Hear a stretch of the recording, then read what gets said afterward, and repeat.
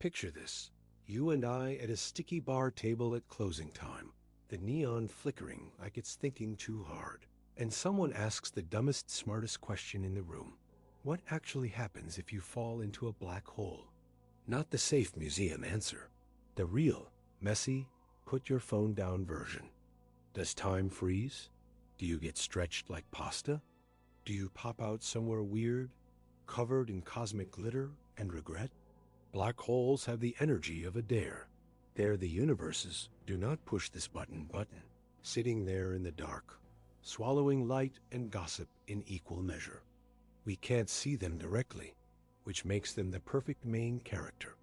Mysterious, moody, and absolutely not returning your texts. Tonight isn't a lecture. It's a road trip with bad directions toward an exit that technically doesn't exist. We'll start at the edge you're not supposed to cross, peek over with the worst judgment imaginable, and then keep going past the place your watch lies to you, into the kind of night where even light gives up. Along the way, we'll trade horror stories from stars that got too close, decode those dramatic space photos that look like album covers, and ask whether black holes are prisons, portals, engines, or just nature's way of filing away things it's bored of. I promise zero equations, minimal jargon, and exactly the right amount of, wait, what? To keep the drink in your hand and your jaw somewhere near the floor. Ready to go where the map ends? Think of a black hole as the universe's ultimate velvet rope. Once you're past it, there's no coming back. Not for you, not for light, not even for gossipy particles traveling at the cosmic speed limit. That rope has a proper name, event horizon, and it's just the distance from the center, where escape would require faster-than-light cheating. No cheating is allowed, so the horizon is the point of no return. If you want a handier picture, imagine standing on a cliff where the wind is so strong that even throwing a baseball at your absolute best only brings it back to your face. A black hole's wind isn't air. It's gravity curving space and time. Gravity here isn't the force that ropes objects in like a lasso. It's the ground itself, sloping so steeply that every path down leads in. You can walk around that slope. You can peer over the edge. You can circle it for years. But if you cross the line, you're not on a path anymore. You're on a slide. Where do these velvet ropes come from? The simple version starts with a star that ran out of push. Stars shine because squeezing gas makes it hot enough in the core for nuclear fusion hydrogen into helium, helium into heavier stuff, and that fusion releases energy that pushes outward against the star's own gravity. When the fuel runs low, the push weakens, gravity wins, and the core collapses. Smallish stars settle as white dwarfs, which are Earth-sized cinders supported by quantum pressure. Heavier ones end as neutron stars, city-sized atomic nuclei, where neutrons are packed so tightly a teaspoon would weigh a mountain. But if the core after the explosion is still too massive, roughly more than 2 to 3 times the mass of the sun, and the exact threshold depends on details no one wants to argue about, last call, the squeeze keeps going. There's no known pressure that can say stop. The collapse folds space and time into that cliffside I mentioned, and the horizon forms. That's a stellar mass black hole, a few to a few dozen, suns crammed into a sphere whose horizon might be tens of kilometers wide. The number people toss around for the size is called the Schwarzschild radius. For the sun, it would be about 3 kilometers. For Earth, just under 1 centimeter. Shrink the sun to a city bus, and you've got the idea. Now scale that idea up until it gets ridiculous. In the centers of galaxies, including ours, live monsters millions to billions of suns heavy. These are supermassive black holes, and their horizons can be larger than the orbit of Mercury, sometimes big enough that you could line up several solar systems end to end inside. How they got so big so fast is its own late-night argument, but the short version is a mix of overeating gas, mergers with other black holes, and maybe, at the very beginning, a head start from unusually large seeds. Somewhere in the middle, live the awkward teens, the intermediate mass crowd. Hundreds to hundreds of thousands of suns harder to catch. But the clues keep piling up that they exist in certain dense star clusters and off-center cosmic neighborhoods. Here's the part that melts the ice in your glass. From far away, someone watching you fall toward the horizon would swear you never quite make it. Time for you and time for the distant watcher don't tick at the same rate near this slope. Your signals light, radio, texts that definitely won't go through get stretched and dimmed, slowing to a crawl as you approach the rope. To them, you freeze and fade at the edge. To you, nothing odd happens at the horizon itself. You cross it like walking through an unmarked door. The weirdness is in the clocks, not in the floorboards. Black holes ain't so black, Stephen Hawking liked to say, and he meant two things. First, that the edge isn't lit with fireworks. Second, bet quantum effects give even a perfect black hole a faint glow if you wait an absurdly long time. That glow Hawking radiation is the universe's slowest whisper, a trickle so tiny that for a big black hole it's as cold as empty space. It matters because it tells us black holes have a temperature and an entropy, nerd words that really just mean they can radiate a little, and they store a lot of hidden information. How that information escapes as the hole slowly evaporates is a puzzle with teeth. You can hear the arguments through the door. Before we actually fall in, let's stand at a safe distance and look at what gives black holes their paparazzi moments. You'll see three main characters. First, the accretion disk. That's the bright, hot pancake of gas swirling in as friction and magnetic fields turn gravitational energy into heat and light. Temperatures get so wild that the inner disk shines in X-rays, which is why a lot of the best black hole photos are actually X-ray photos.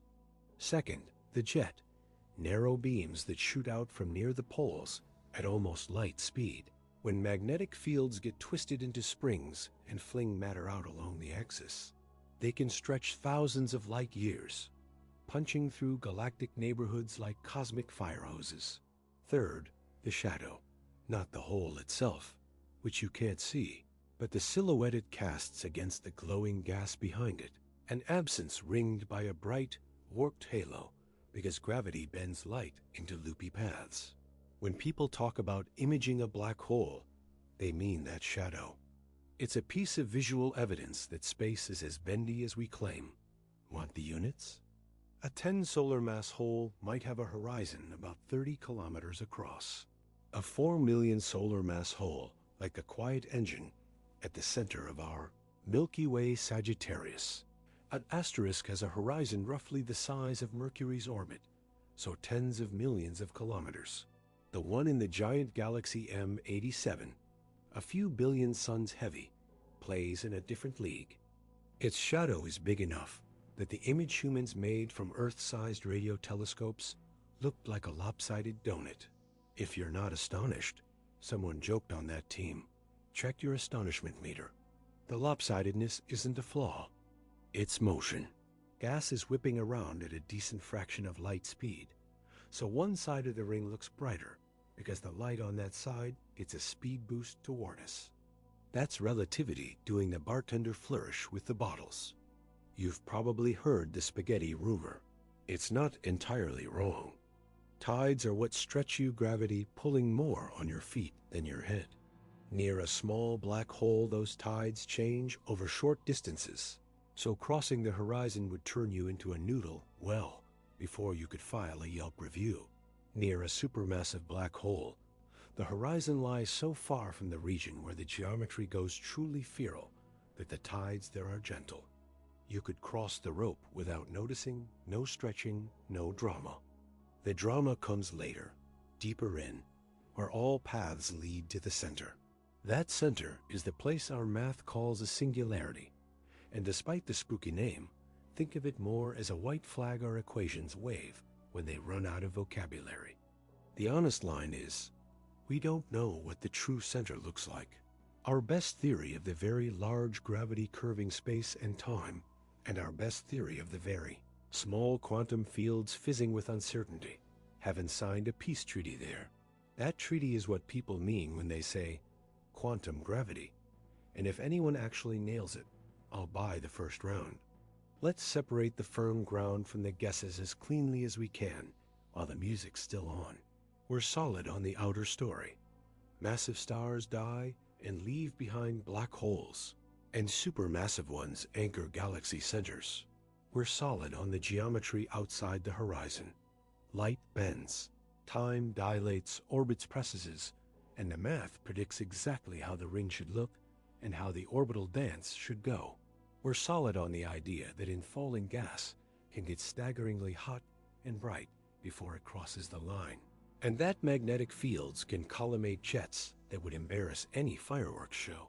We're also solid on the fact that when two black holes orbit and merge, they shake space-time itself and send ripples gravitational waves through the universe, and we've recorded those waves. The guesses begin at the horizon's bookkeeping how information about what fell in is stored and whether it can leak out in that faint radiation without breaking physics, and they go wild at the center, where we don't have a finished playbook. Some proposals give the interior a layered structure, others flirt with exotic states of matter, and a few daydream about tunnels to elsewhere. File those under fun to argue, not to bet your mortgage. Because we're telling this like a road trip, you deserve a dashboard view of what falling in would actually feel like. Step 1. The sky warps. Light from behind you can bend around and meet you head-on, so stars pile up in a bright ring. Step 2. Your clock gets weird. If you try to talk to someone far away, your messages struggle uphill against the curve of time. They get stretched and slowed. Step 3. The disk roars. If there's an active disk, it's not silent. Particles slamming into each other and magnetic fields snapping release energy across the spectrum. It's not flames. It's subatomic traffic at rush hour, physics writing poetry in X-rays. Step 4. Crossing. No alarm, no sign. On the outside, people think you froze. On the inside, you're still walking and everything ahead funnels to the center, just more and more steeply. Somewhere deep, the tides become lethal unless the hole is truly enormous. You notice I'm avoiding distances because how far depends on mass. What counts as deep for a 10-sun hole might be miles. For a billion-sun hole, it might be millions of miles. There's a reason black holes are both villains and heroes in this story. They destroy, but they also help build. In the centers of galaxies, the big ones act like thermostats. When gas tries to cool and collapse into too many new stars, the central engine can wake up, feed a little, and blast out energy that heats and stirs the neighborhood, slowing star formation. That feedback shapes galaxies over billions of years. On smaller scales, the jets can compress gas clouds and spark starbirth in some places, even as they shut it down in others. In that sense, a black hole is not only a drain, it's also a conductor, setting the tempo for an entire city of stars. Every time I say, we saw, or we measured, keep in mind we don't point a camera at the darkness and hope it smiles. We infer. We weigh what we can't see by how it tugs on what we can. We map orbits of stars whipping around an unseen mass at thousands of kilometers per second and say, okay, whatever sits in there is a few million suns and smaller than the orbit of Mercury, so call it what it is. We catch flares when lumps of gas skim the inner rim before plunging and watch their brightness rise and fall as they orbit near light speed. A lighthouse blink ticking off minutes. We combine a planet-sized network of radio dishes to synthesize a dish as big as Earth and tease a shadow out of noise. We hear mergers halfway across the universe as tiny stretches and squeezes in our detectors. Less than the width of a proton, because two black holes hugged a little too hard and rang space-time like a bell. None of that is guesswork. It's craft, patience, and an unhealthy relationship with calibration. If you're wondering where the speculation sits, that's too fun to ignore. There's the what if, about whether the horizon is perfectly boring up close or whether quantum effects make it weird in a way that would cook you as you cross. There's the daydream that certain holes could be long-lived tunnels if something exotic props. Them open doorways, trading space for space or space for time. There's the sober reminder that our equations might be whispering new physics needed with that singularity flag, not because nature is broken, but because our description of it is incomplete in the most extreme places. This is where modesty is a virtue. We can map the edges in exquisite detail and still admit the middle is a black box in more ways than one. It's funny when you strip away the sci-fi sheen. Black holes teach manners. They force you to separate what you can check from what you just like, and they pay you back with scenes so strange they feel fictional until the data says, nope, real. The time tricks are real. The shadows are real. The jets are real. The ripples from mergers are real. The center is a confession. In a universe that's otherwise pretty good at being predictable, that's a gift. It keeps curiosity honest. It dares you to keep building better ears, better eyes, better ways to peel the glow off the foreground and the rumor off the result. The next chapters in this little road trip are going to ride that line. We'll follow a doomed star too close to the edge and watch it get pulled into streamers. We'll sit with a supermassive engine in a quiet mood and watch it fidget. We'll crank up the volume on space-time and listen to two holes collide. We'll keep the facts straight. We'll say out loud when we're guessing, and we'll let the wild ideas in only after they pass the vibe check with the boring tests. For tonight, pocket 2 souvenirs. 1. The horizon isn't a wall. It's a boundary in the math where all exits point in. 2. From far away you freeze, from nearby you fall. Both are true. That's not a contradiction. It's a reminder that in curved space, points of view are part of the story. If there's a quote to tape to the fridge, it's the cheeky one I already slipped in. Black holes ain't so black. They glow a whisper. They have temperature. They carry more bookkeeping than you'd think, and they keep secrets just long enough to make the reveal worth it. If last round was us peeking over the edge, this one is us leaning a little too far and pretending we meant to do that. Start with a star that made the same mistake. It wanders close to a supermassive black hole in some quiet galactic center, and the math on the napkin is brutally simple. The star's own gravity keeps it together only up to a point, and beyond that point, the black hole's tides stronger pull on the near side than the far side win. Astronomers call the result a tidal disruption event, but you can picture it as a cosmic taffy pull. The star stretches into a noodle, then a stream, then a ring of debris.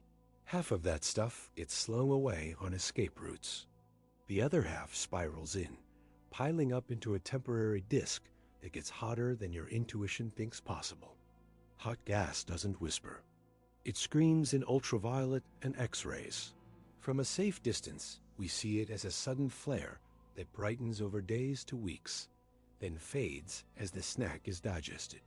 It's a messy kind of proof that black holes don't just sit there.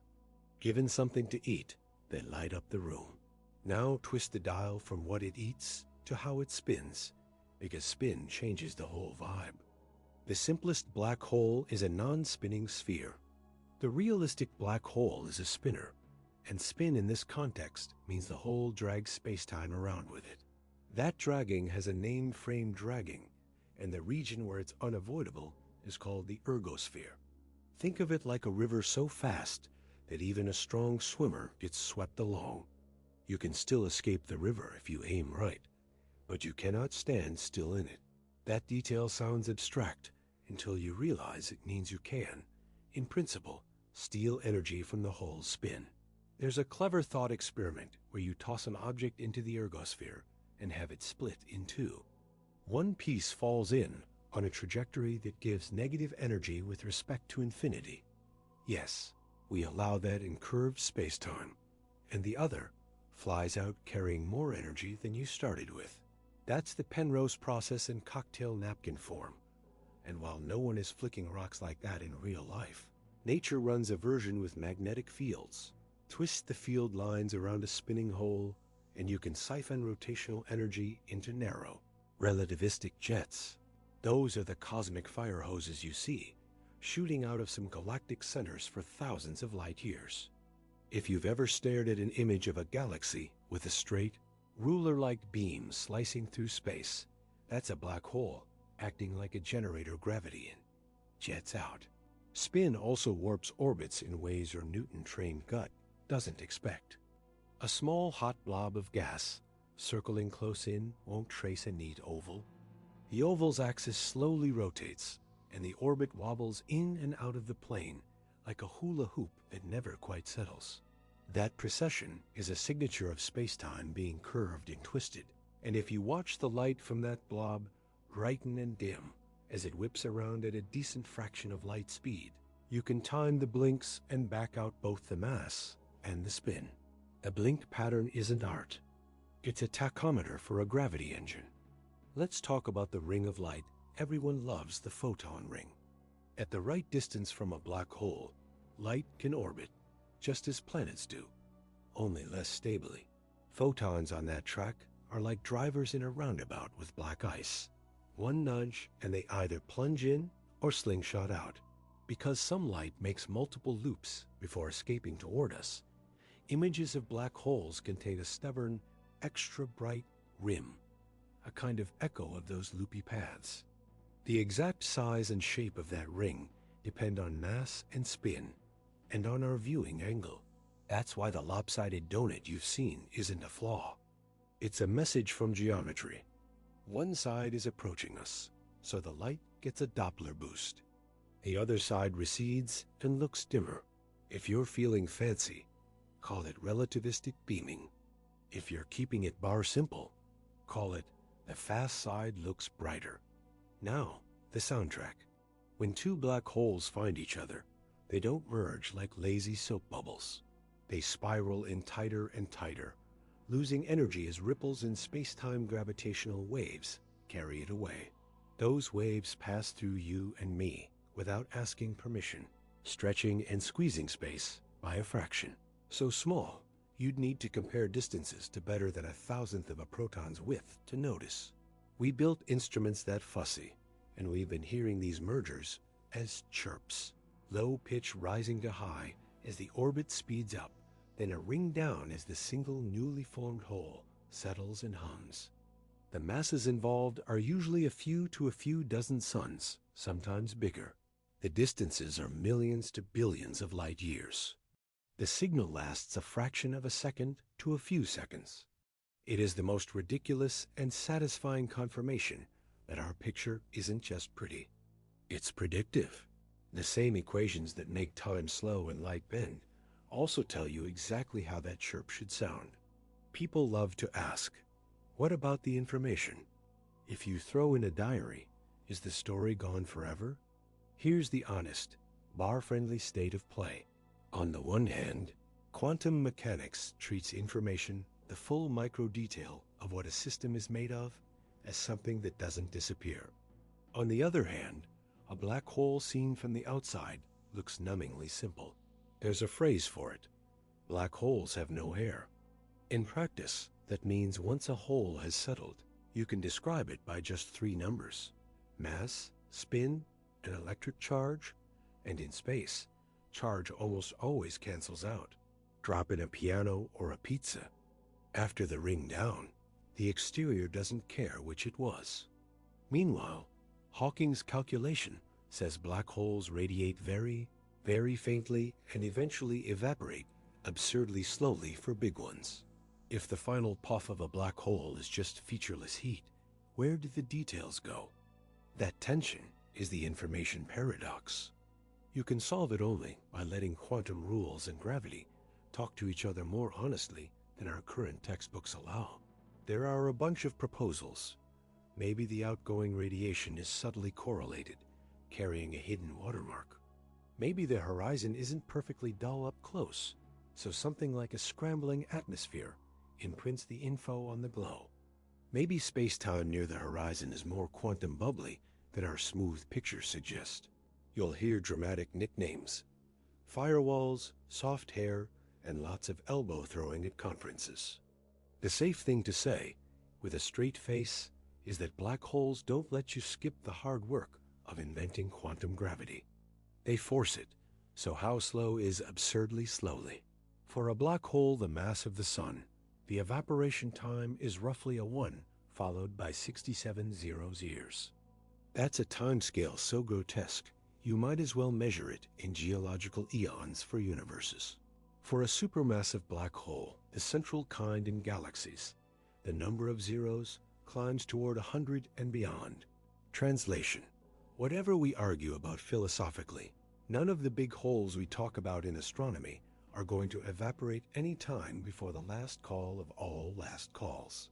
The Hawking glow matters because it ties thermodynamics heat, entropy, the language of everyday physics, to gravity's most extreme object.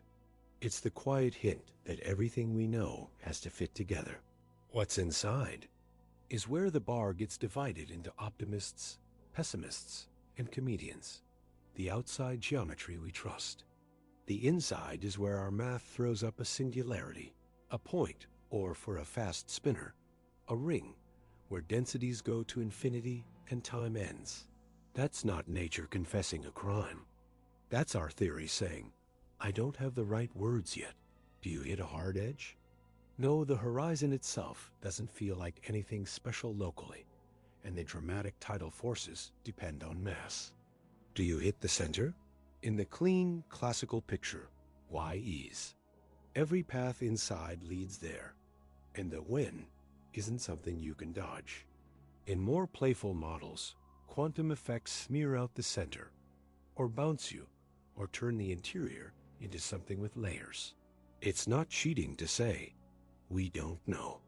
It's the responsible answer in a place no one can sample, and where our two best frameworks refuse to make eye contact.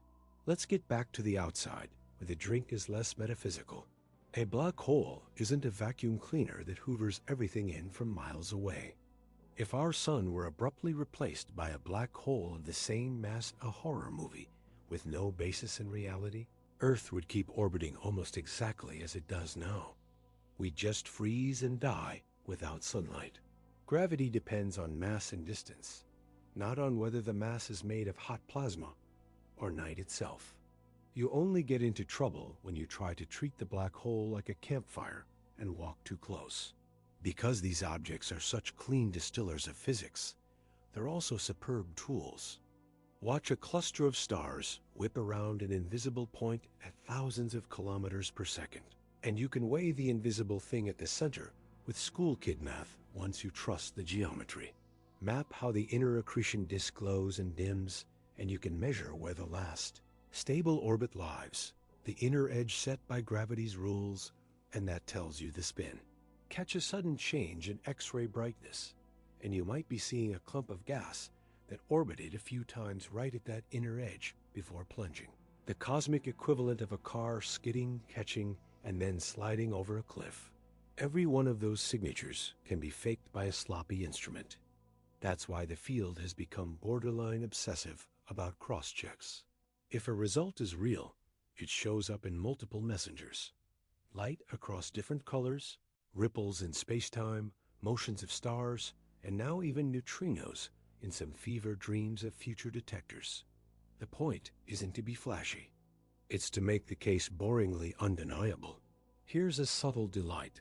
Black holes are shockingly simple on the outside. Mass and spin, two numbers, tell you almost everything about their behavior once they settle down. Galaxies, by contrast, are chaos. Mergers, gas flows, star birth, explosions, magnetic fields all arguing at once. And yet there's a tight correlation between the mass of the central black hole and the properties of the galaxy's central bulge of stars. It's like finding out the CEO's weight predicts the size of the company cafeteria. Cause and effect run both ways feed the black hole, and its feedback can stifle or trigger star formation. Build a bigger bulge, and the inflow of gas that grew it likely fed the black hole along the way. Either way, the little engine in the middle and the city around it tuned each other over billions of years. You can roll your eyes at the poetry, but it's hard not to call that a relationship. Let me give you a traveler's guide for a hypothetical fall, because people ask and because it sharpens the picture. Suppose we pick a supermassive black hole, the gentle kind, at the horizon. You approach on a trajectory that skims the accretion flow but doesn't dive through the worst of it. You want spectacle, not an immediate sandblasting. As you get close, the star field ahead of you compresses into a bright ring, the light that's wrapped around the back to meet you, while the rest of the sky dims and shifts color. Your onboard clock ticks normally. Your messages out slow down in redshift, becoming longer wavelength and weaker. Cross the horizon and nothing announces it. The coordinates just change in a way your instruments can feel if they're looking for it. Point your rockets outward and they still fire, but outward no longer leads out. It leads inward in a slower way. Keep going and the tidal forces start to grow. Your ship creaks. In a small hole, that happens before you cross the horizon. In a big one, it happens deep inside. While after, there's no bounce. There's no flip. The geometry funnels you. The story ends at the center in finite time on your clock. What's at the center? That's the part where your narrator shrugs and refills your glass. Meanwhile, far away, someone who knew you is watching. They see your last frame slow and freeze just above the horizon. Your colors sliding toward red, your voice, if you could send one dropping in pitch and trailing off. They never see you cross. For them, the black hole's growth includes you in a weird, telegraphed way. Your mass and information smear over the horizon from their point of view like a thin film added to a cosmic ledger. That's not a contradiction with your experience. It's the same scene from two frames of reference in a world where time and space aren't flat. If that feels like a narrative trick, welcome to general relativity. It doesn't erase contradictions. It explains why both sides are telling the truth on their own clocks. One last detour, because we will meet it again. Sometimes a black hole hiccups. The accretion flow can tilt and wobble. Magnetic fields can reconnect like snapped rubber bands. The innermost orbits can undergo resonances that push gas into temporary traffic jams. Those hiccups show up as quasi-periodic oscillations, brightenings and dimmings with preferred timescales. They're the cosmic equivalent of a drummer tapping the rim of the snare at a steady tempo under the song. Catch the tempo, and you're measuring the geometry's natural frequencies. It's not mysticism, it's a diagnostic. I like closing this lap with two tiny quotes that live rent-free in every black hole nerd's head. One is John Wheeler's cheeky line, "Black holes have no hair." He meant the simplicity I mentioned. The outside doesn't keep your details. The other is Stephen Hawking's bar-grade taunt, "Black holes ain't so black." He meant the faint glow and the thermodynamics. Put those together, and you get the whole posture of modern work on this stuff. Outside, simple. Inside, a dare. Between them, a boundary that's boring up close and wild in its bookkeeping. We'll keep the same deal going forward. Talk straight about what we've nailed. Say out loud where we're guessing, and keep the analogies honest. Next up, I want to follow matter as it threads the maze right next to the horizon. Why disks puff up? Why jets stay collimated for impossible distances? Why some black holes binge and others fast? And how all of that writes its signature across a galaxy's history. Fewer ghost stories, more engine room. All right, engine room time, no equations. Just the smell of hot metal and a dashboard with too many blinking lights. Gas doesn't fall straight into a black hole the way coins drop in a jar. It almost always shows up with a bit of sideways motion, what we call angular momentum, which is just a fancy way of saying it wants to orbit. So instead of a straight plunge, you get a traffic circle, an accretion disk, a thin, bright pancake of gas where each ring wants to slide past the next. If nothing stole that sideways motion, the gas would just loop forever.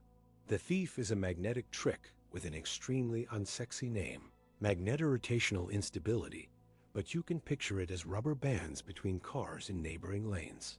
The inner lane orbits faster. The rubber bands stretch and yank. The inner cars lose their speed and drift inward. The outer cars gain speed and drift out. That transfer of angular momentum turns gravitational energy into heat, and heat turns into light. Near the last stable orbits, the temperatures get silly, tens of millions of degrees Celsius, hot enough that the inner disk shines in X-rays. That's why the prettiest black hole portraits are often taken with X-ray eyes. Ordinary cameras are blind to what matters most. Above the disk floats a thinner, much hotter haze called the corona. Think of it as a swarm of frantic electrons. Photons from the disk bounce off this swarm and get kicked to higher energies, a process with the kitchen table name upscattering. That's your hard X-ray glow. Some of those hard X-rays slam back into the disk and bounce with a fingerprint, a broadened iron line, smeared and skewed by gravity, and Doppler shifts because the inner gas is screaming around at a good fraction of light speed. When observers talk about a reflection spectrum, that's what they mean, the disk answering the corona in its own distorted voice. Read that answer carefully, and you can back out the disk's inner edge and the black hole's spin, because spin sets how close stable orbits can get before physics says no closer. It's a tape measure built out of light. Spin does something else. It drags space-time around like a spoon swirling coffee. Close enough to a fast spinner, there's an ergosphere, a zone where sitting still is impossible because space itself is being carried along.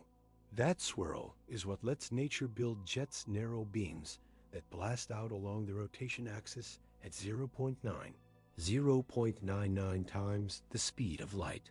The rough idea is simple even if the math isn't. Magnetic fields threading the disk and the black hole get wound up, and that twist taps rotational energy, flinging particles outward in a pair of cosmic fire hoses. From Earth, when those fire hoses point even slightly our way, the motion plays camera tricks, and the blobs in the jet seem to move faster than light. They don't. It's perspective plus near light speeds. The fact that some jets stay pencil straight for thousands of light years tells you the magnetic fields are not just present, but disciplined. That's not speculation. We literally map their order by how they polarize the light. Not every black hole keeps the same diet or the same mood. When the inflow rate is high close to the don't push your luck limit, where radiation pressure tries to blow the flow apart, the disk is cool and efficient, radiating away a big chunk of the energy it releases. Efficiency here just means what fraction of the stuff's rest energy becomes light before crossing the line? And the answer is surprisingly fat, a few percent for slow spinners, up to a few tens of percent for fast ones. That's better than any engine we've ever built. When the inflow rate is low, the disk can puff into a hot, thick, almost spherical flow that's terrible at cooling. Most of the energy falls in with the gas. That radiatively inefficient mode looks dimmer, but can be excellent at launching jets. The Milky Way's central black hole, Sagittarius A*, lives in that quiet regime most days. It's underfed. It leaks a little, it burps occasionally. But it's not the nightclub down the street. Quasars, the loud, city block bright galactic cores you've seen in headlines, are the opposite mood. High inflow, high radiative output, sometimes with jets, sometimes without, depending on spin and magnetic temperament. There's a speed limit built into the feeding called the Eddington limit, which is just where the outward push of light on the infalling electrons balances the inward pull of gravity on the whole soup. Hit that balance and a steady disk starts to look like a chef trying to stir soup while the steam shoves the spoon back. The universe cheats. As usual, geometry and clumpiness can funnel gas in a way that lets short super Eddington. Binges happen without blowing the kitchen apart. Observationally, those binges look like ultraluminous outbursts, sometimes in puny galaxies, where a stellar mass black hole seems to punch above its weight. The adult version of the same trick probably helps early supermassive ones bulk up fast. If you follow black holes that feed from a companion star in our own galaxy, the little cousins, called X-ray binaries, you can watch this mood swing in time-lapse. They flip between a soft state with a bright, cooler disk and a weak or absent jet, and a hard state with a dimmer, hotter flow and a radio-loud jet, often near a few percent of that Eddington balance. The spectrum shifts like a dimmer switch, the timing noise changes, and you get drum beats in the light curve quasi-periodic oscillations that act like a stethoscope on the inner flow. Scale the same physics up by factors of 1,000,000, and you get active galactic nuclei going through longer, lazier versions of the same changes. Different masses, same playbook. Disks don't always arrive politely aligned with the black hole's spin. When the tilt is off, the innermost rings feel frame-dragging torque the spoon in coffee effect and slowly twist into alignment, while the outer disk keeps its old orientation. That handshake is called the Barguin-Patterson effect. Visually, you can imagine a vinyl record warped near the center, so the groove's near. The label tip into the spin axis, while the outer rim still leans. Tilt and twist matter, because jets seem to launch along the spin axis. If the inner disk precesses, the jet can wobble like a sprinkler. Catch a slow sweep in the radial maps, and you're basically watching space-time torque put a thumb on the scale. Let's park in the numbers just long enough to keep our feet on the ground. A black hole of 10 suns, feeding steadily, can pump out more power than our sun by a factor of 1,000,000 or more, and do it for weeks, months, years, depending on its fuel supply. A supermassive one in full quasar mode will outshine all the stars in its host galaxy, radiating with the power of trillions of suns. On the engine efficiency scorecard, black holes are ridiculous. Gasoline turns maybe 1/3 of its chemical energy into useful work in a car. A decent black hole disk turns 5% to 30% of rest mass into light and heat before the rest vanishes across the line. If you want a really efficient power plant, someone once joked, drop rocks into a hole. It's a bad business plan only because collecting the rocks is hard and the safety training is a nightmare. The energy doesn't just leave as light. It couples to the galaxy. When the engine is on, it heats, stirs, and sometimes outright kicks the gas the galaxy would otherwise use to make new stars. In the cores of galaxy clusters, you can see cavities, literal bubbles in the hot gas, where jets have pushed material aside, like spoons cutting paths through cream. Count the work required to blow those bubbles, and you realize the central engine has been depositing power of order 1037 to YY watts for millions of years, enough to keep the whole region from cooling too fast. On smaller scales, the same feedback can trigger star birth by compressing clouds, then quench it by overdoing the compression. Is all of that perfectly mapped? No, but the broad strokes engines turning on and off over cosmic time, neighborhoods heating and cooling in response, are solid. That's why the mass of a galaxy's central black hole correlates so neatly with the properties of its bulge of stars. The tiny boss and the big city negotiated a truce. If you're wondering how we separate what's nailed down from what's still a bar bet, here's the split without the brackets. Solid, thin, efficient disks when the inflow is high. Hot, inefficient flows when it's low. Coronae that upscatter disk photons into hard X-rays. Reflection features from the inner disk that let us measure spin. Jets tied to magnetic fields and often to high spin. State changes in small systems that echo in the big ones when you scale the clock. Still under debate, the exact recipe for launching and collimating jets in every case. How magnetic flux builds up near the hole, and whether some engines enter a magnetically arrested state where the field is so strong it chokes the inflow. The details of disk turbulence at the smallest scales. When and how often super Eddington binges really happen in the wild. Speculation worth naming, with a grin. Exotic inner structures that change how the last few orbits behave. coronal heating via little magnetic reconnection, nanoflares, the way the sun may heat its own corona, jet wobble being used as a cosmic clock to weigh black holes in systems we can't resolve directly. We're not throwing darts. We're choosing between recipes that all smell like physics and asking the sky to judge. One last scene before we top up the glasses. Every now and then, a lump of gas or a star's outer layers skim the inner disk and light up a bright hot spot that makes a few frantic laps, just outside the last stable orbit before plunging. From our point of view, that's a flare that brightens and dims on timescales of minutes for small holes. Hours for bigger ones, with a slight asymmetry because the side coming toward us gets a boost. In a very real sense, you can watch a clock hand sweep around the rim of the drain. Measure that hand's period, and you're measuring the size of the innermost track. Know the size, and you know the mass and spin. It's not a metaphor. It's timing a racetrack you can't see, using only the shimmer on the fence. So yeah, the engine room is loud, hot, and weird, but it's not chaos. It's a machine with a few knobs: mass, spin, magnetic flux, fuel rate, and a handful of operating modes that leave distinct fingerprints. We learn to read those fingerprints by being boringly careful. Multi-wavelength light, polarizations, timing, and now the occasional space-time chirp when two engines collide. The punchline is simple enough to say at a bar. Black holes aren't just drains. They're engines, thermostats, and on a good day, neon signs for the galaxies that host them. If the last lap was about how a black hole looks, this one is about how it sounds.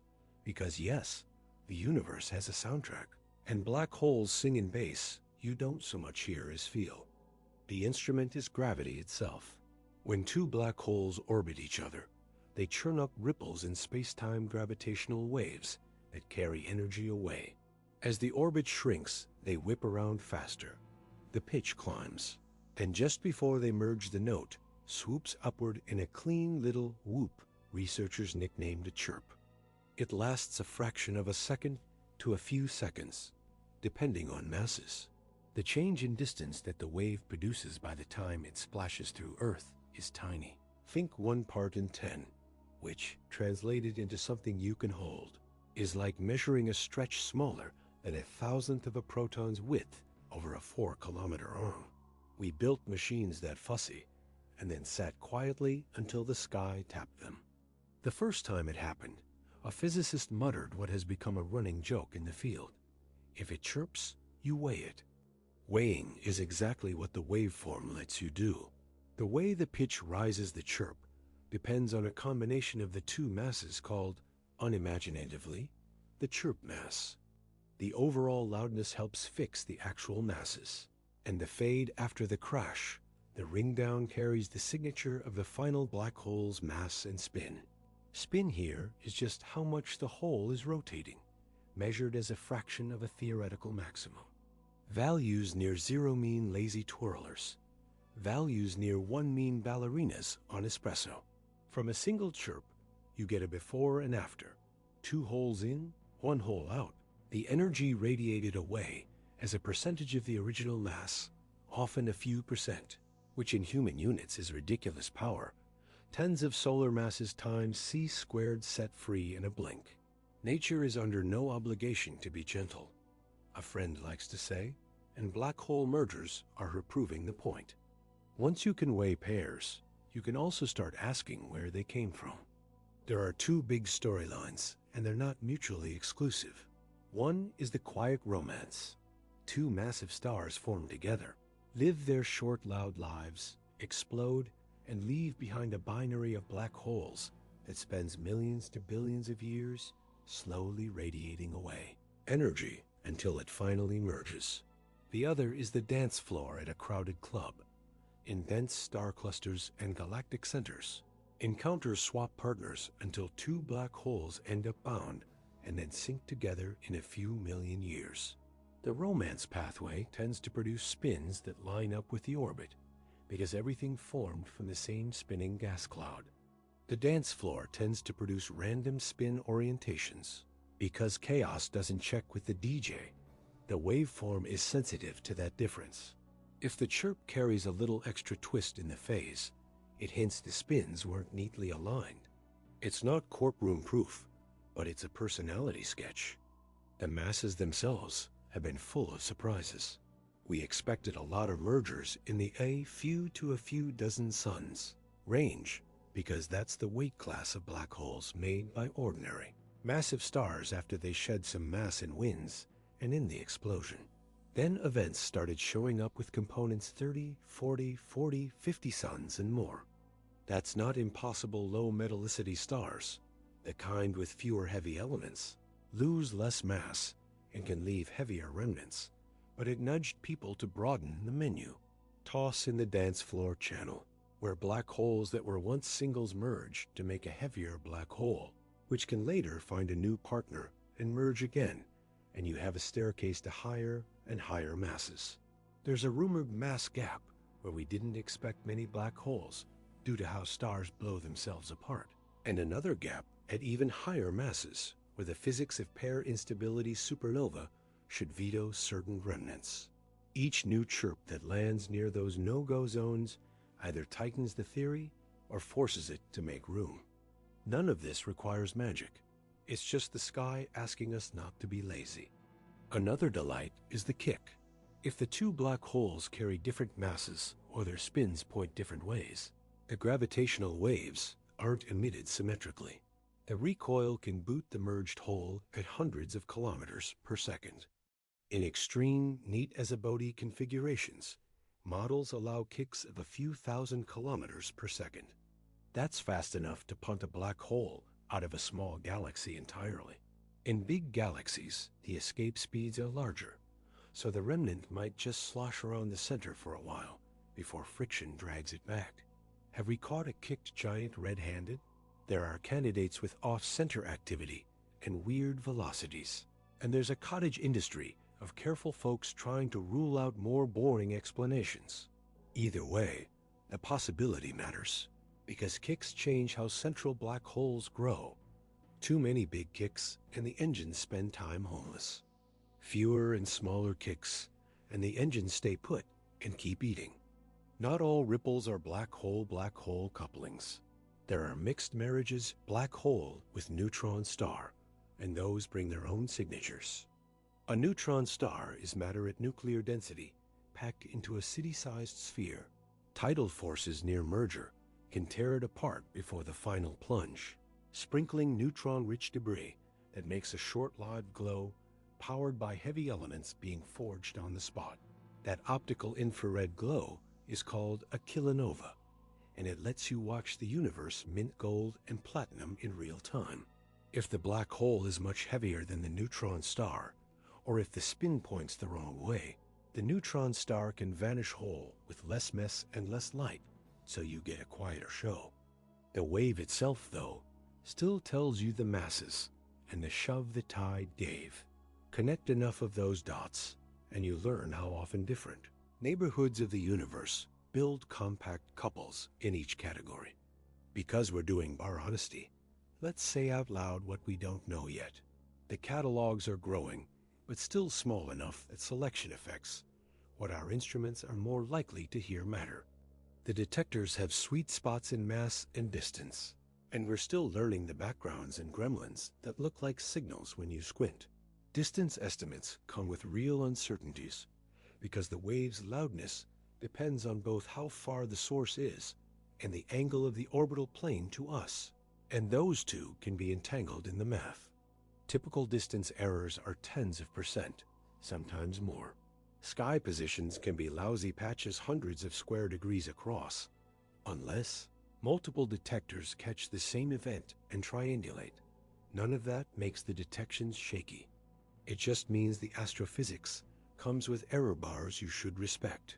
When someone says this merger happened roughly 2 billion light years away, picture plus or minus 20 to 40% sprinkled on that roughly, not a pin stuck on a map. Now for the part I love most. These ripples don't care about dust, or intervening gas, or how bright something looks in a telescope. They're standard sirens.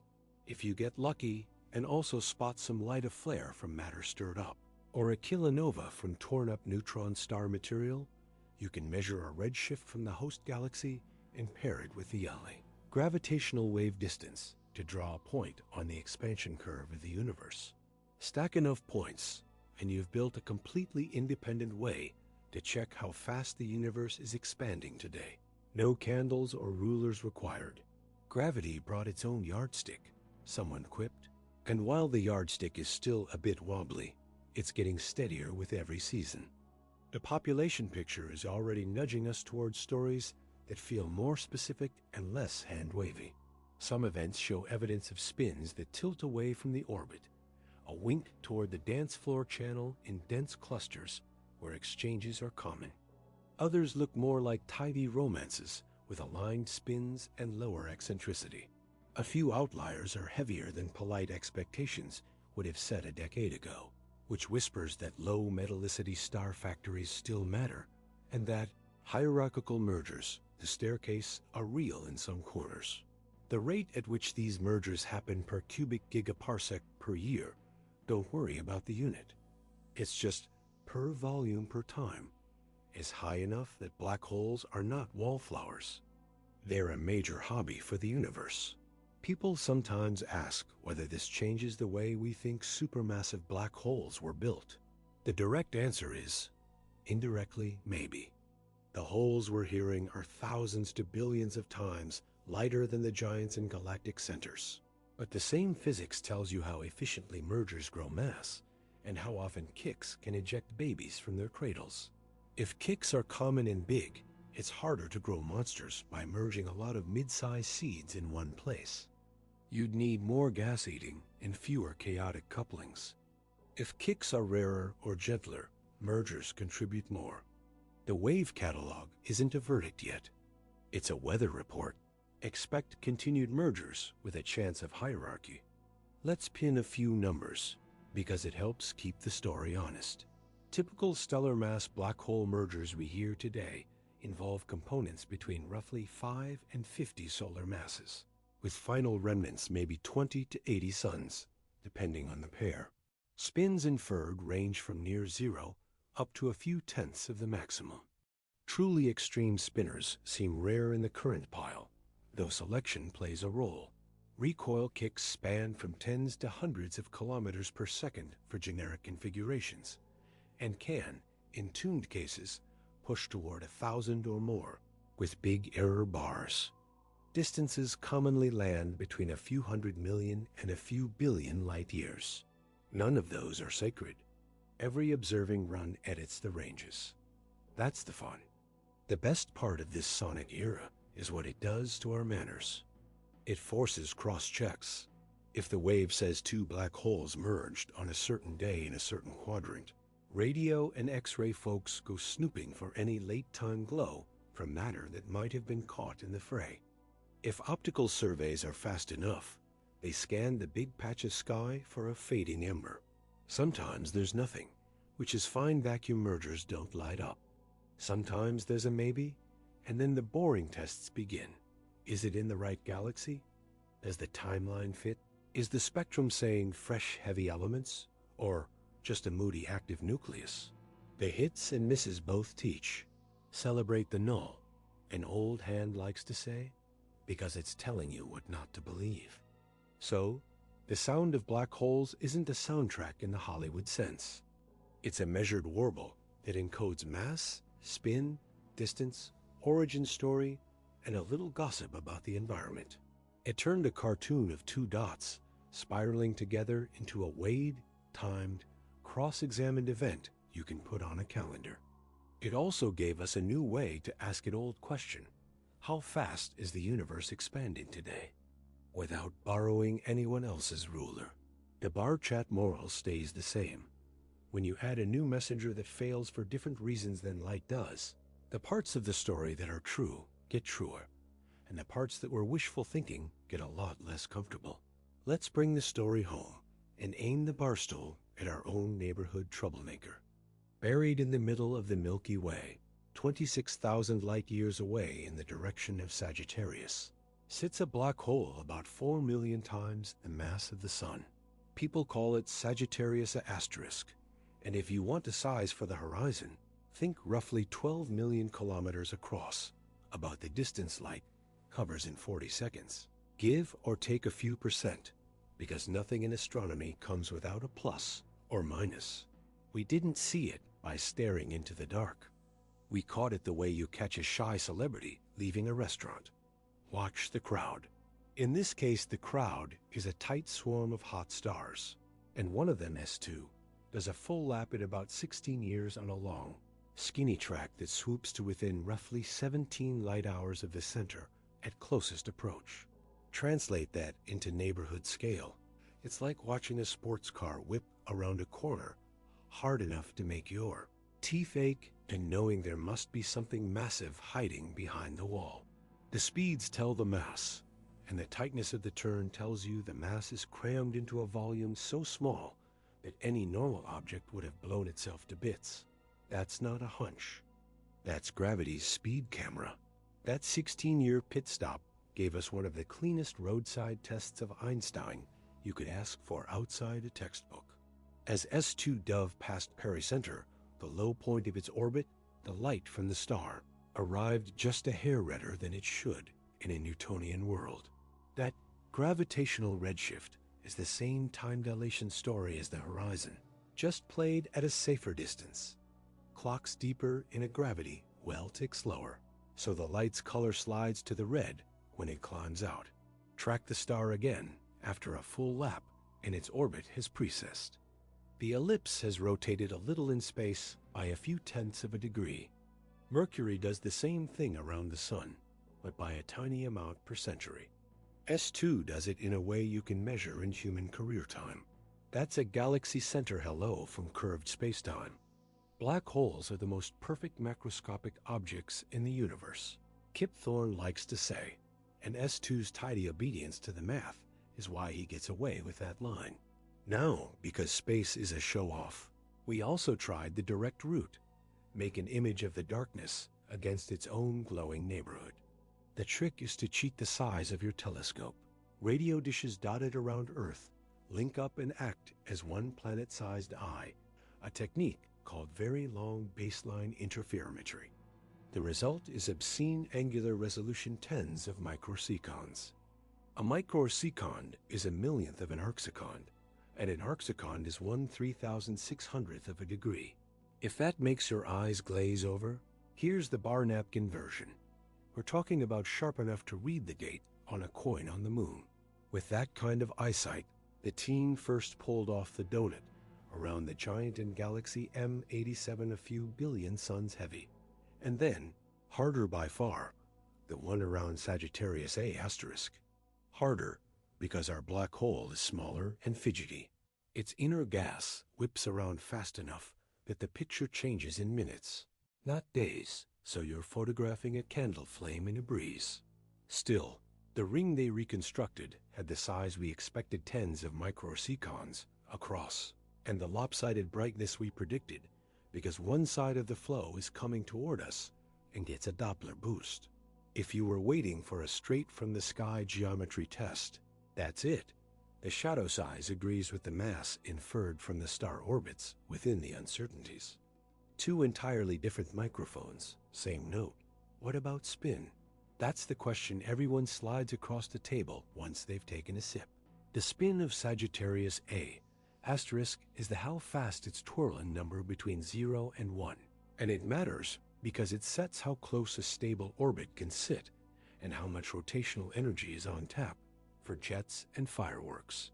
The honest state of play is that the spin isn't nailed to the wall yet. The ring size alone is not a clean spin meter. You need how the inner disk reflects X-rays, those broadened iron lines, or how hot spots brighten and dim as they orbit right near the last stable track, or how polarized light with its electric field lined up twists as it threads magnetic fields near the edge. All of those are doable. None are easy. The chatter right now leans toward modest spin for our quiet engine, but the error bars still have room to breathe. That's not a cop-out. It's physics being slow on purpose, so it doesn't embarrass itself later. Speaking of polarized light, that's the field's newest party trick around Sagittarius A asterisk. When hot electrons in the inner flow bend light and magnetic fields comb it, the light's polarization angle encodes the field's shape. Look carefully, and you can see the polarization swirl around the shadow, which is basically a smoke ring map of where the field lines live and how they're threaded near the horizon. It's the difference between seeing steam on a latte and seeing the barista's hand motions in the phone. If the field is well ordered and carries a lot of magnetic flux right up to the edge, the engine can flip into a magnetically arrested state. The flow gets choked, pressure builds, jets stabilize. If the field is messy and weak, the flow stays leaky and the engine dozes. Sagittarius A asterisk is a napper. It's underfed.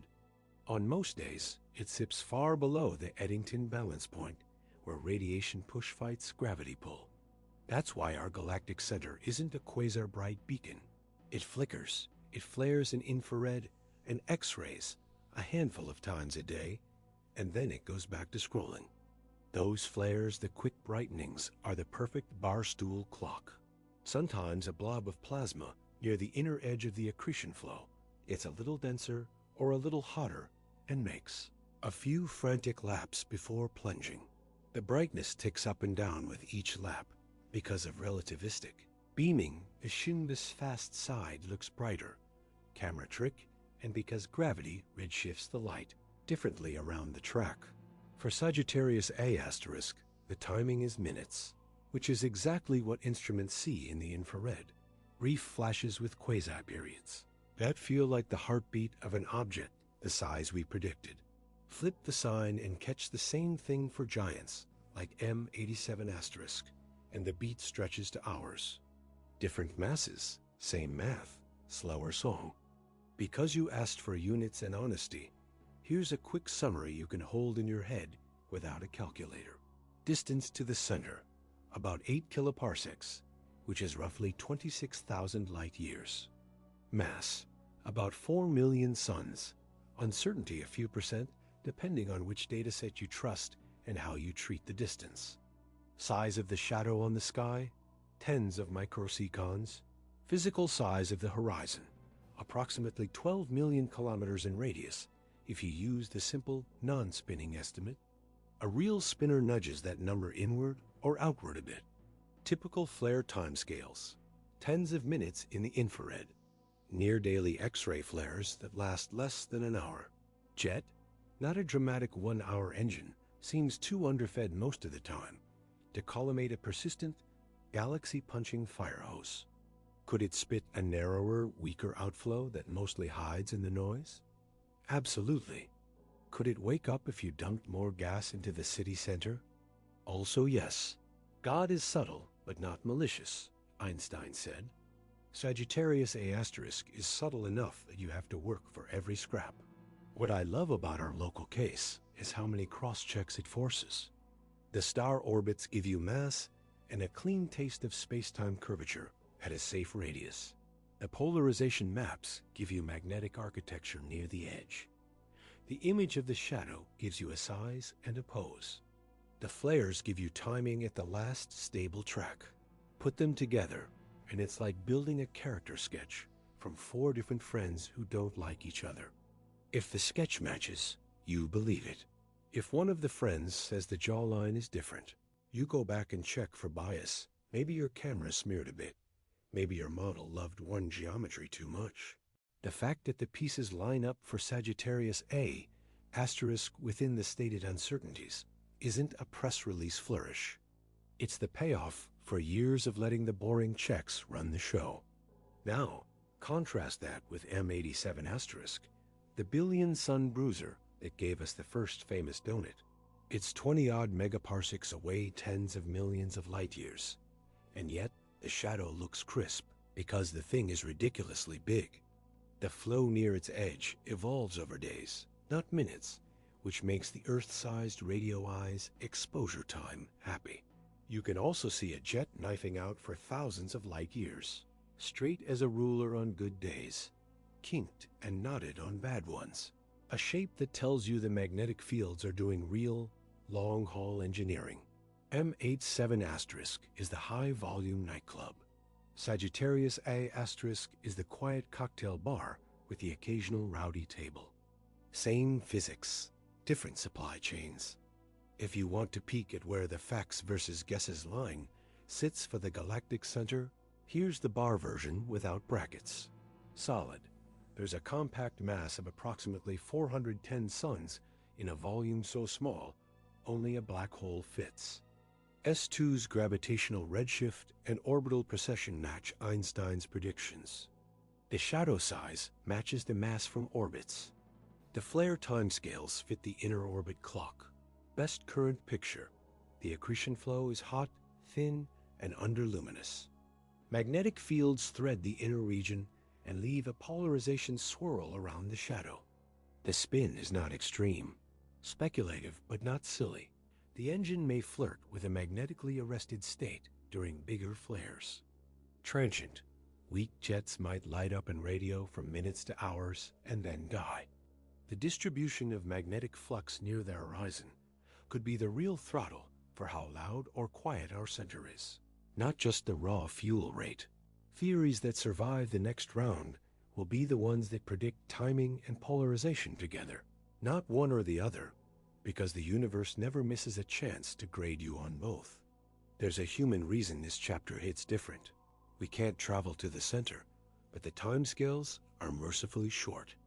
You can start a PhD, and by the time you finish, S2 has swept through pericenter and whispered a redshift straight into your plots. You can propose a campaign to watch flares for a week and expect the whole to oblige. You can piggyback on a radio array the size of Earth and not only get a ring, but argue about its thickness over takeout. It's astronomy with a pulse you can feel. That pulse is why the field is both cocky and careful right now. Everything agrees enough to make us smile, and everything still has just enough wiggle to keep us honest. So yes, our galaxy has a heart. It beats quietly, and when you listen with the right ears, it keeps time with the same rules as every louder, brighter engine we've met. The map we drew for black holes in general fits the local case. The local case, in return, sharpens the map. Next up, I want to follow a truly doomed visitor gas clouds and unlucky stars that stray too close and watch the taffy pull in our backyard. How debris rains down, how the engine answers, and how you spot the difference between a snack and a feast from 100 quadrillion kilometers away. We'll keep it bar simple and unit honest, and if a wild idea creeps in, we'll make it earn the stool. Here's the local horror story you can tell without leaving our neighborhood. Every so often, a star or a gas cloud drifts too close to the quiet engine at the Milky Way's center. The black hole doesn't pounce. It just stands there and lets tides do the dirty work. Tides are the same physics that gives Earth 2 high tides a day, only cranked to 11. Gravity pulls a little harder on the near side than the far side. Close enough to a supermassive black hole, that difference becomes a rack. The star gets stretched and shredded, then flung into a long, thin streamer that wraps around like tape pulling off a roll. Astronomers call it a tidal disruption. Event TE if you want to sound in the club, and the light show is loud in ultraviolet. And X-rays because the debris heats up as it falls back. The bar napkin version is taffy pull, then bonfire. If you want the time scale you can actually picture, it goes like this. The crush happens near pericenter. That's the closest approach, and the unlucky star can swing. Within a few dozen to a few hundred times the black hole's event horizon and still get torn, depending on the star's fluffiness.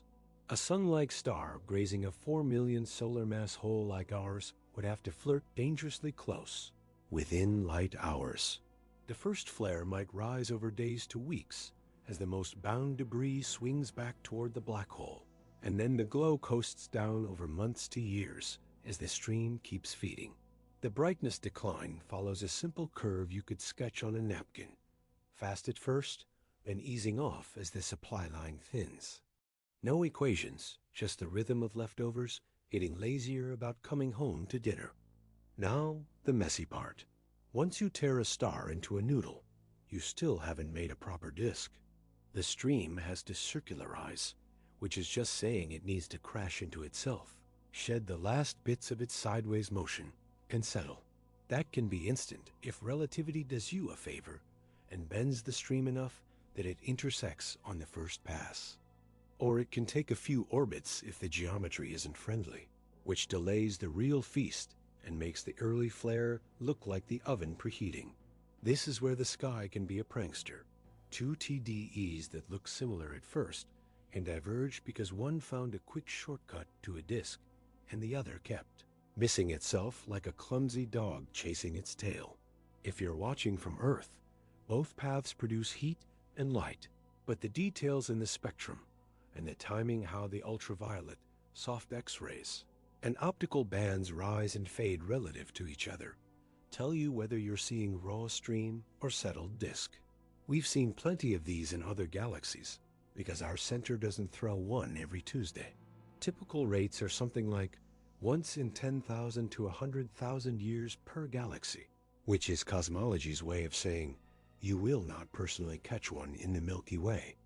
But other galaxies are happy to oblige, and when they do, the signatures rhyme. You get broad emission lines, hydrogen and helium, sometimes nitrogen from gas, racing at thousands of kilometers per second. You get soft X-rays from the inner, hotter bits once a disk forms. Sometimes you get a radio afterglow months later as a wind from the disk plows into surrounding gas. And every now and then, the black hole launches a narrow jet that points inconveniently toward us. And then the whole thing looks like a blowtorch. Bright, hard X-rays, gamma-ray outbursts, and radio that won't shut up. Those are rarer. When a black hole dines, it can be a messy eater. Martin Rees quipped years ago, and it holds up. Some meals flicker politely. Others fling sauce on the walls. Our own center flirted with drama not long ago when a puffy thing nicknamed G2 drifted on a sloppy orbit right past Sagittarius A*. On paper, it looked like a small gas cloud, maybe a few Earth masses, worth doomed to get pulled into spaghetti and light up the engine. Folks lined up telescopes like it was a parade. What happened was very on brand for the universe. Ambiguous. G2 stretched, sure, and heated a bit, but the huge "we woke the dragon" flare never happened. The most boring explanation is often the right one. G2 wasn't a naked cloud. It probably had a star inside, wearing a loose, dusty envelope, so as the envelope stripped and smeared, the core held together and sailed on. No big feast, just a snack and some crumbs. It was a reminder that the center is full of weirdos' dusty stars, binary couples, gas streams, so you can't just read one headline and claim you know the plot. Even without a full TDE, our black hole throws mini tantrums. Infrared flares pop up a few times a day, and X-ray flares a few times a week, each lasting tens of minutes. The cleanest way to say it is that tiny clumps of gas or magnetic reconnection, think rubber bands snapping in a plasma, dump energy very close to the last stable orbit and glow as they whirl. Sometimes those hot spots make a few laps you can time like a drummer's rim click, and then they fade.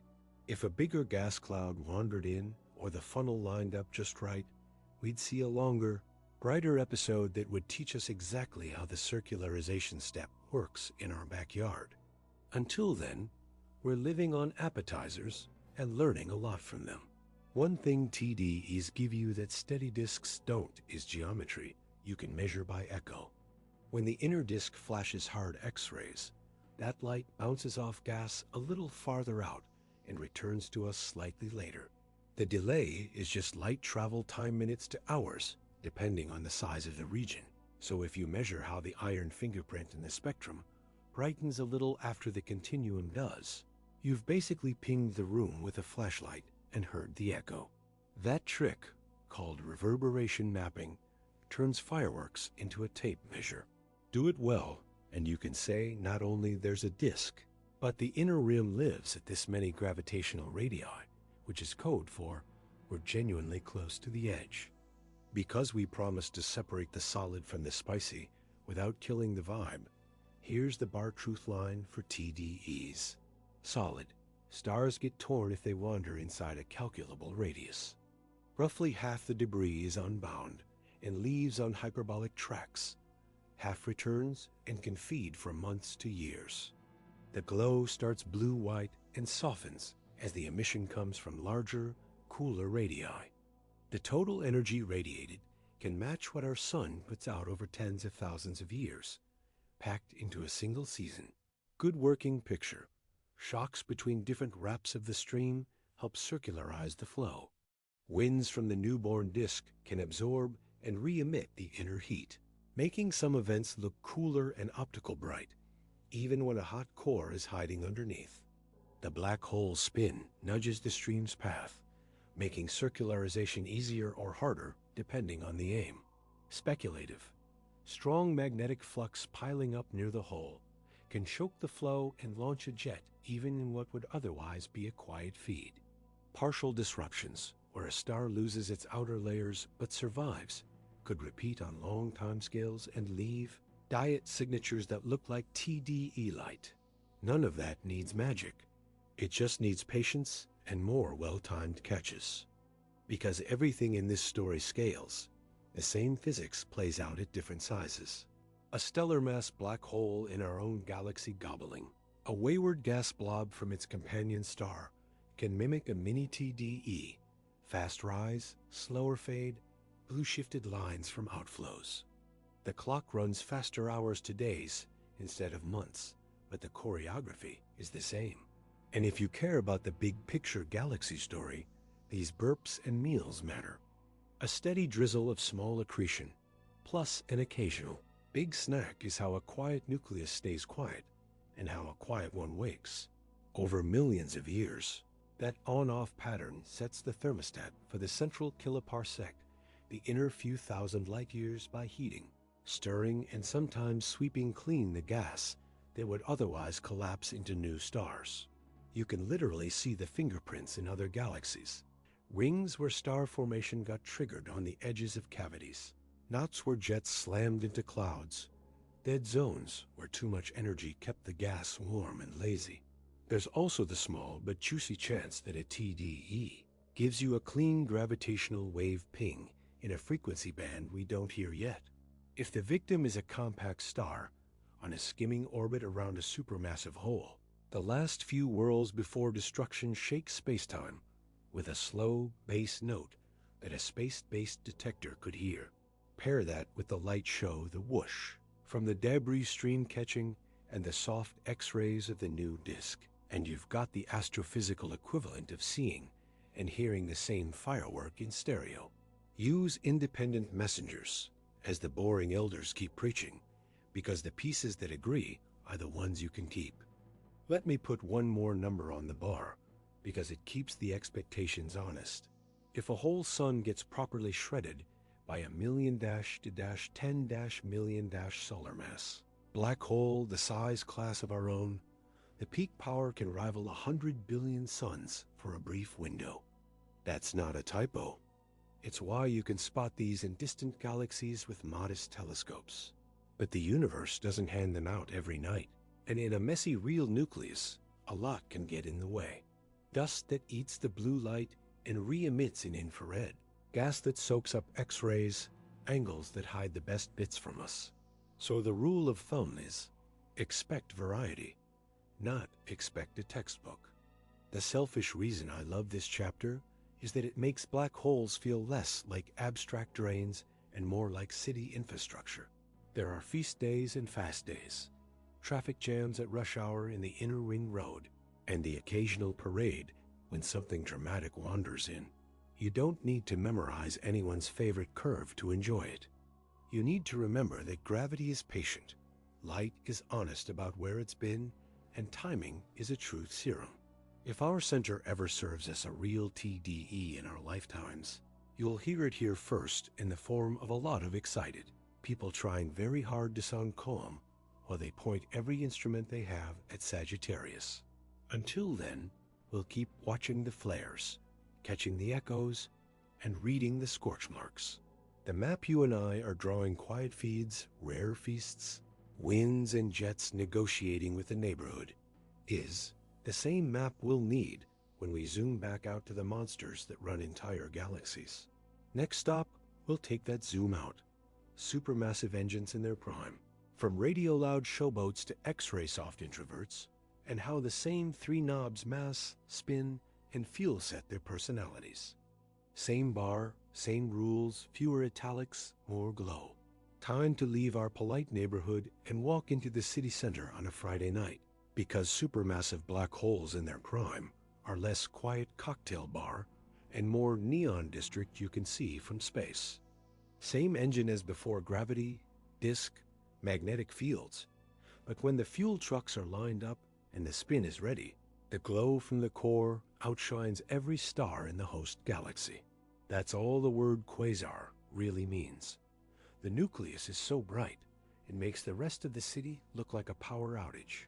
Dial the brightness down a notch, and you get Seyferts in nearby galaxies. Swing the jet toward us, and you get a blazer, which is basically a quasar with the high beams in your eyes. Different outfits, same bones. A basic street map is simple enough to sketch on a napkin.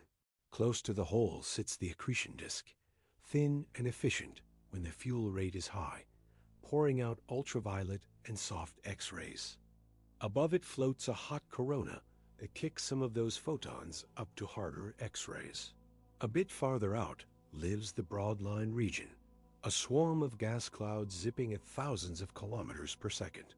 They light up in fat, smeared spectral lines because velocity broadens color, the same way a siren's pitch spreads out as it speeds by. Farther still is the narrow line region, slower gas lit by the central beacon.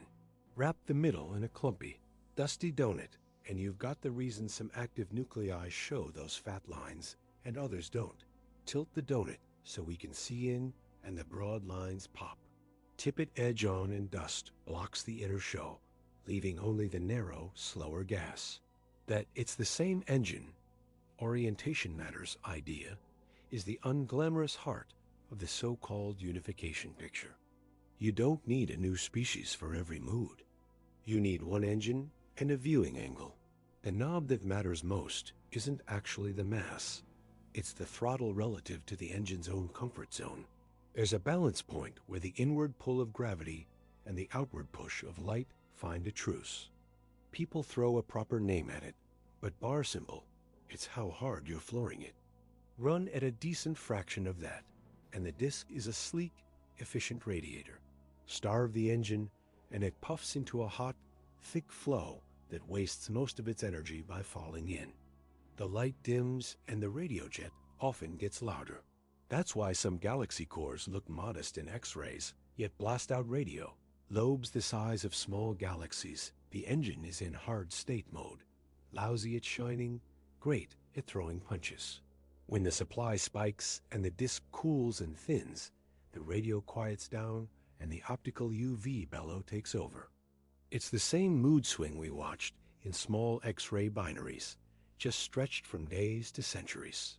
About those jets, when the magnetic fields thread the inner flow and the black hole spins fast enough, the engine can tap rotational energy and launch twin beams at a good fraction of light speed.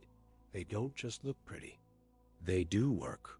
Follow a radio jet out for tens or hundreds of thousands of light years, and you'll find balloons' lobes with the beam-inflated cavities in the thin, hot gas that fills galaxy clusters.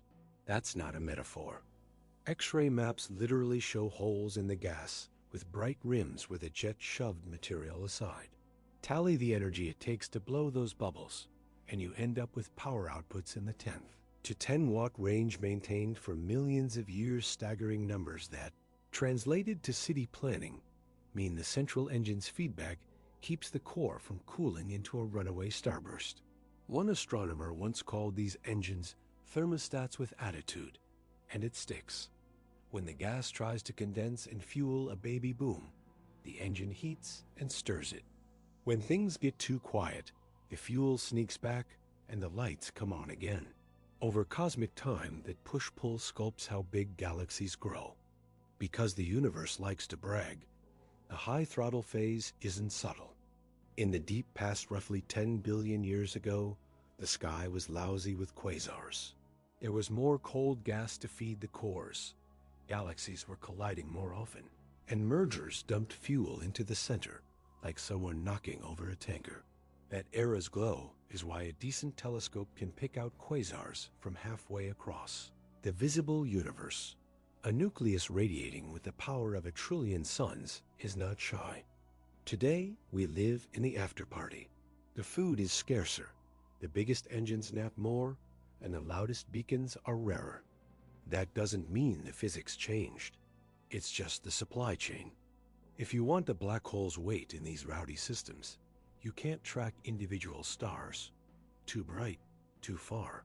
So observers do something elegant and wonderfully low-tech. They time the echoes. When the continuum from the disk flickers, the broad-line clouds respond with a lag equal to light travel time across their zone days for modest nuclei, weeks to months for the big dogs.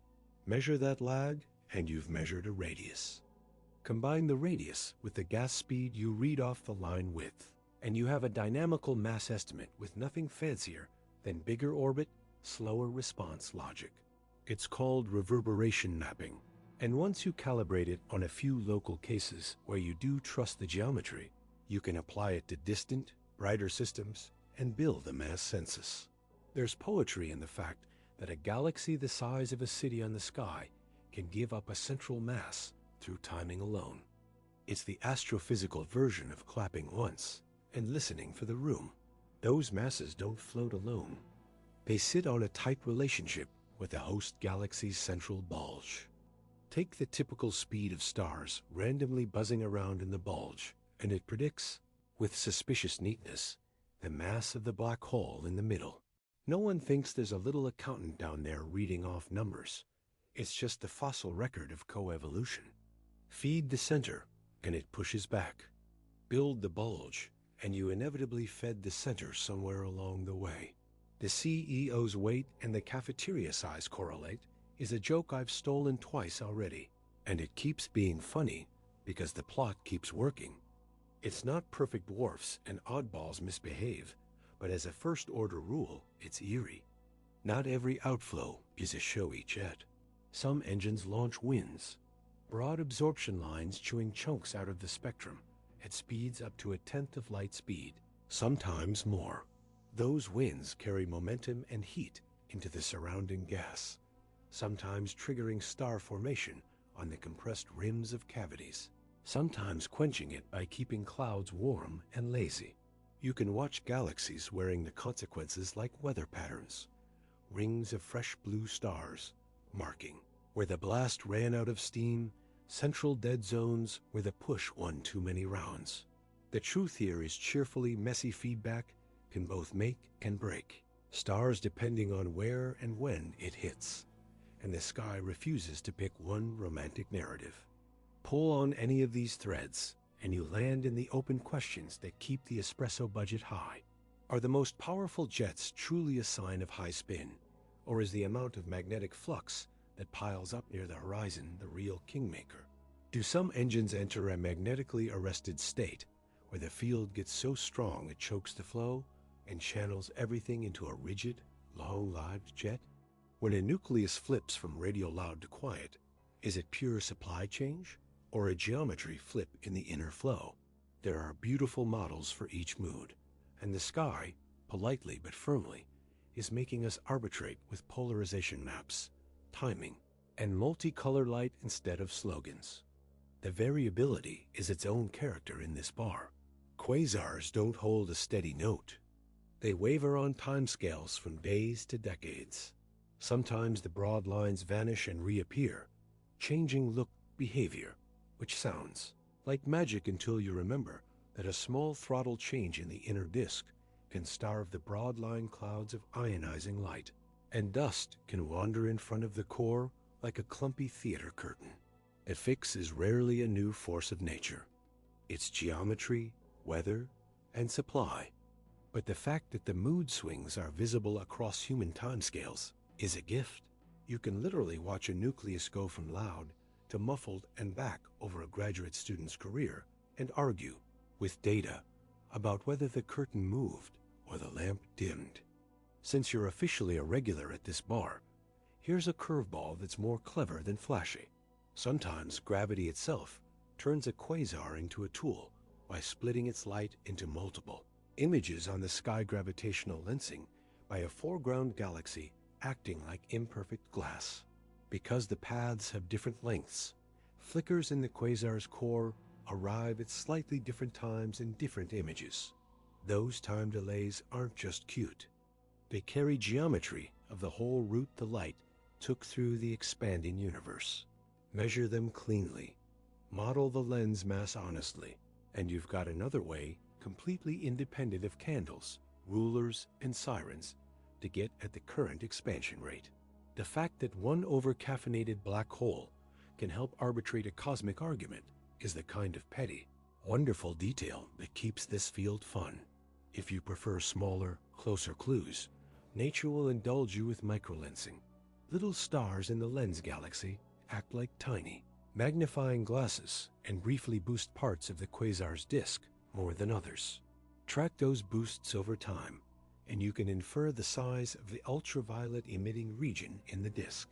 It's a parlor trick with real teeth, because it checks whether the disk size you infer from timing and temperature matches what lensing says on a random Tuesday. When those two agree within the stated plus or minus, you start to trust not just the picture, but the ruler you drew on it. Let me pin a few numbers modestly so the story stays grounded. A bright quasar radiates with the power of 10 suns. Nearby Seyferts hum along at millions to billions of suns. Broadline clouds sit, light days to light months from the center in moderate cases, light years for the heavyweights. Outflow speeds for winds push to tens of thousands of kilometers per second. Jet bulk speeds cruise at 90 to 99% of light. Duty cycles, the fraction of a galaxy's life spent in the loud phase, are small, a few percent to maybe 10 depending on mass and era. But the impact piles up because even short bursts deposit staggering energy into the neighborhood. Error bars are not decorations here. Mass estimates can carry plus or minus 0.3 dex, a factor of 2, in the messy cases. Time lag radii have tighter scatter, but still depend on geometry. Jet powers inferred from bubbles have uncertainties because nature rarely gives you a cleanly isolated lobe to weigh. None of that dims the picture. It just forces humility into your coffee. So supermassive engines in their prime are not just brighter copies of our quiet center. They are the same physics pushed hard enough to restructure their cities. They switch states the way their smaller cousins do. They launch winds and jets whose fingerprints are written across kiloparsecs. They reveal their masses by echo and their geometry by how their light is polarized and delayed. And they refuse to be one-trick ponies for anyone's favorite theory. If our theme tonight is that black holes are both drains and engines, this is the chapter where engine wins. The drains matter on the inside. The engines shape the outside. If you're game, next up we'll pivot from the showy cores to the quiet evidence that these things have been at work for billions of years. The fossils, dead radio lobes, ghost cavities, black hole bulge correlations etched into old stars, and the relic population of intermediate mass holes hiding where you'd least expect. Same tone, same honesty, no equations, just the long view that makes a loud Friday night make sense on Monday morning. Let's do some cosmic archaeology. No brushes, just long exposures and a taste for stale afterparties. The loud phases we just talked about don't last, but they leave stains, and those stains are how you catch a black hole in the act long after the music stops. If the bright quasar is Friday night, the relics are the sticky floor and the neon glow still buzzing on Monday. You don't need to be a romantic to enjoy this. You just need to like evidence that doesn't care whether the headliner has already left the stage. Start with radio lobes, the big balloons at the ends of jets. When the engine was on, twin beams bored through the thin gas between galaxies and inflated cavities like someone breathing into a invisible pool, floats. When the engine turns down, the beams fade first, but the lobes linger for tens of millions of years, still faintly aglow as the caught electrons spiral around magnetic fields and leak radio waves. On X-ray maps, those cavities look like bite marks in the hot intercluster medium, the gas-bathing whole swarms of galaxies. You can literally draw a ruler across a cavity, estimate the pressure of the surrounding gas, and tally the work done. It's not guesswork. It's a bill left on the table with the tip circled. Add up enough bills in enough clusters, and a pattern jumps out. Central black holes have been paying to keep their neighborhoods from cooling into runaway star factories. Not constantly on, off, on again, but often enough that the thermostat metaphor refuses to die. Closer in, inside single galaxies, you catch subtler fingerprints. There are ghost lobes that are all shape and no fresh shine. Spectral fossils whose radio color has aged as the highest energy electrons burned off their edge. There are shock fronts, gentle sonic booms rippling through cluster gas, where an outburst puffed and then exhaled, like rings on a pond frozen in X-rays. You even get light echoes, where gas far from the nucleus still glows, because it was blasted by a bright phase that ended ages ago. One famous case is a weird, greenish cloud lit like a sign after the power was cut, the galactic equivalent of catching a reflection in a window after the lamp's off. Galaxies have memories, an old hand likes to say, and the good ones have receipts. Our own Milky Way wears a rumor of past rowdiness in the form of two giant lobes rising above and below the galactic plane like shimmering glass. The exact recipe is still argued over in good faith, but a perfectly sober possibility is that our quiet central black hole wasn't always so quiet. Feed it a big enough meal a few million years ago, and the resulting outflow would have inflated exactly this kind of hourglass, now cooling and fading. If that's right, then our cocktail bar had a nightclub phase and then sobered up. It's a humbling thought. The same rules we lay down for distant beasts apply at home, just in a soft voice. Archaeology also happens in the stars themselves.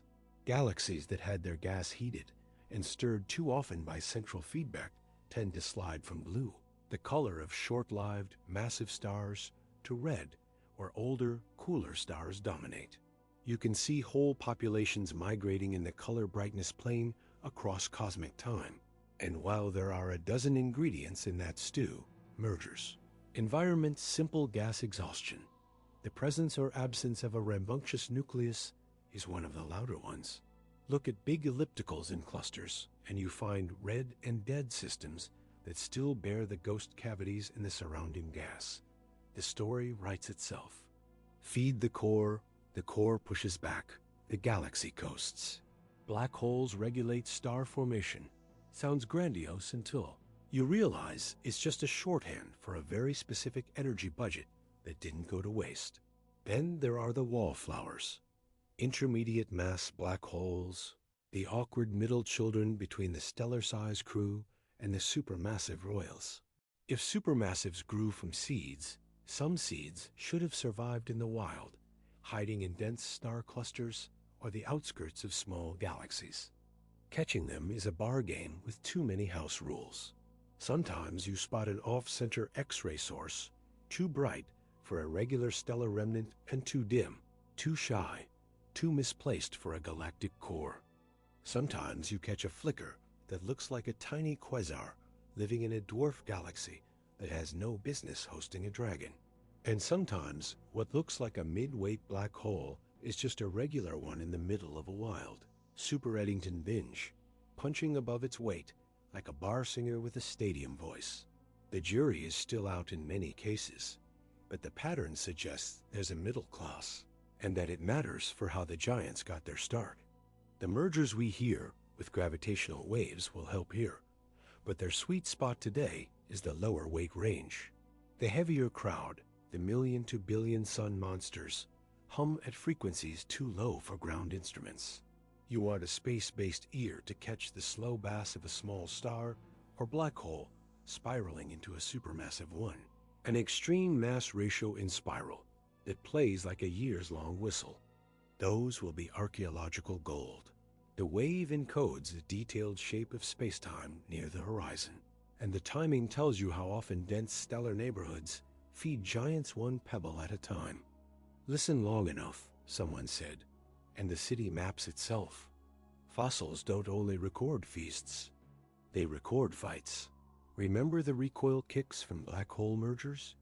If a central black hole took a big enough boot at the end of a union, it could stagger off center, maybe even exit the galaxy if the kick was ridiculous and the host small.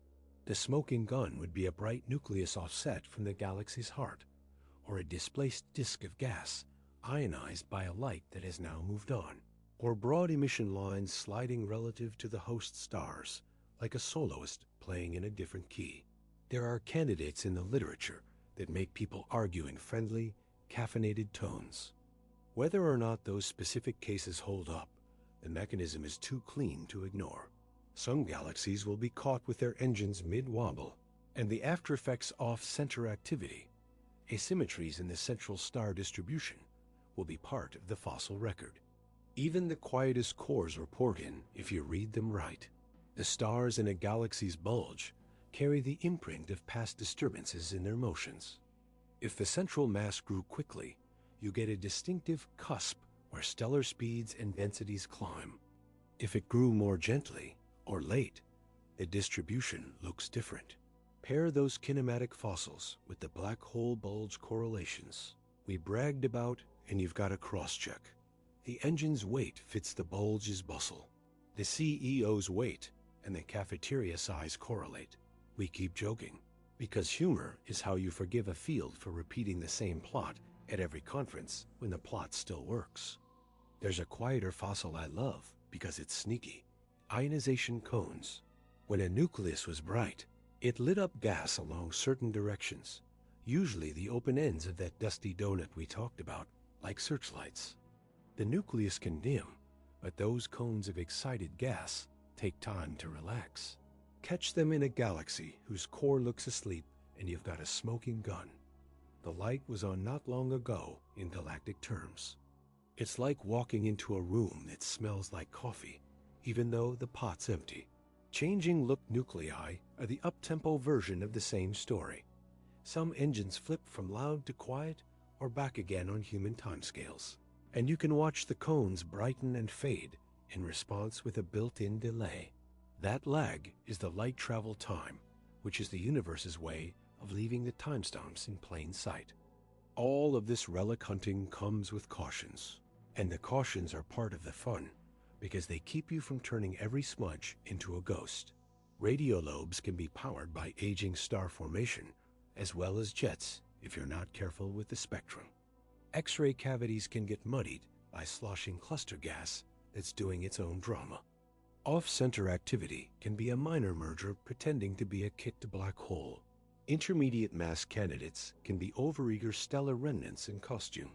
The cure isn't cynicism, it's redundancy.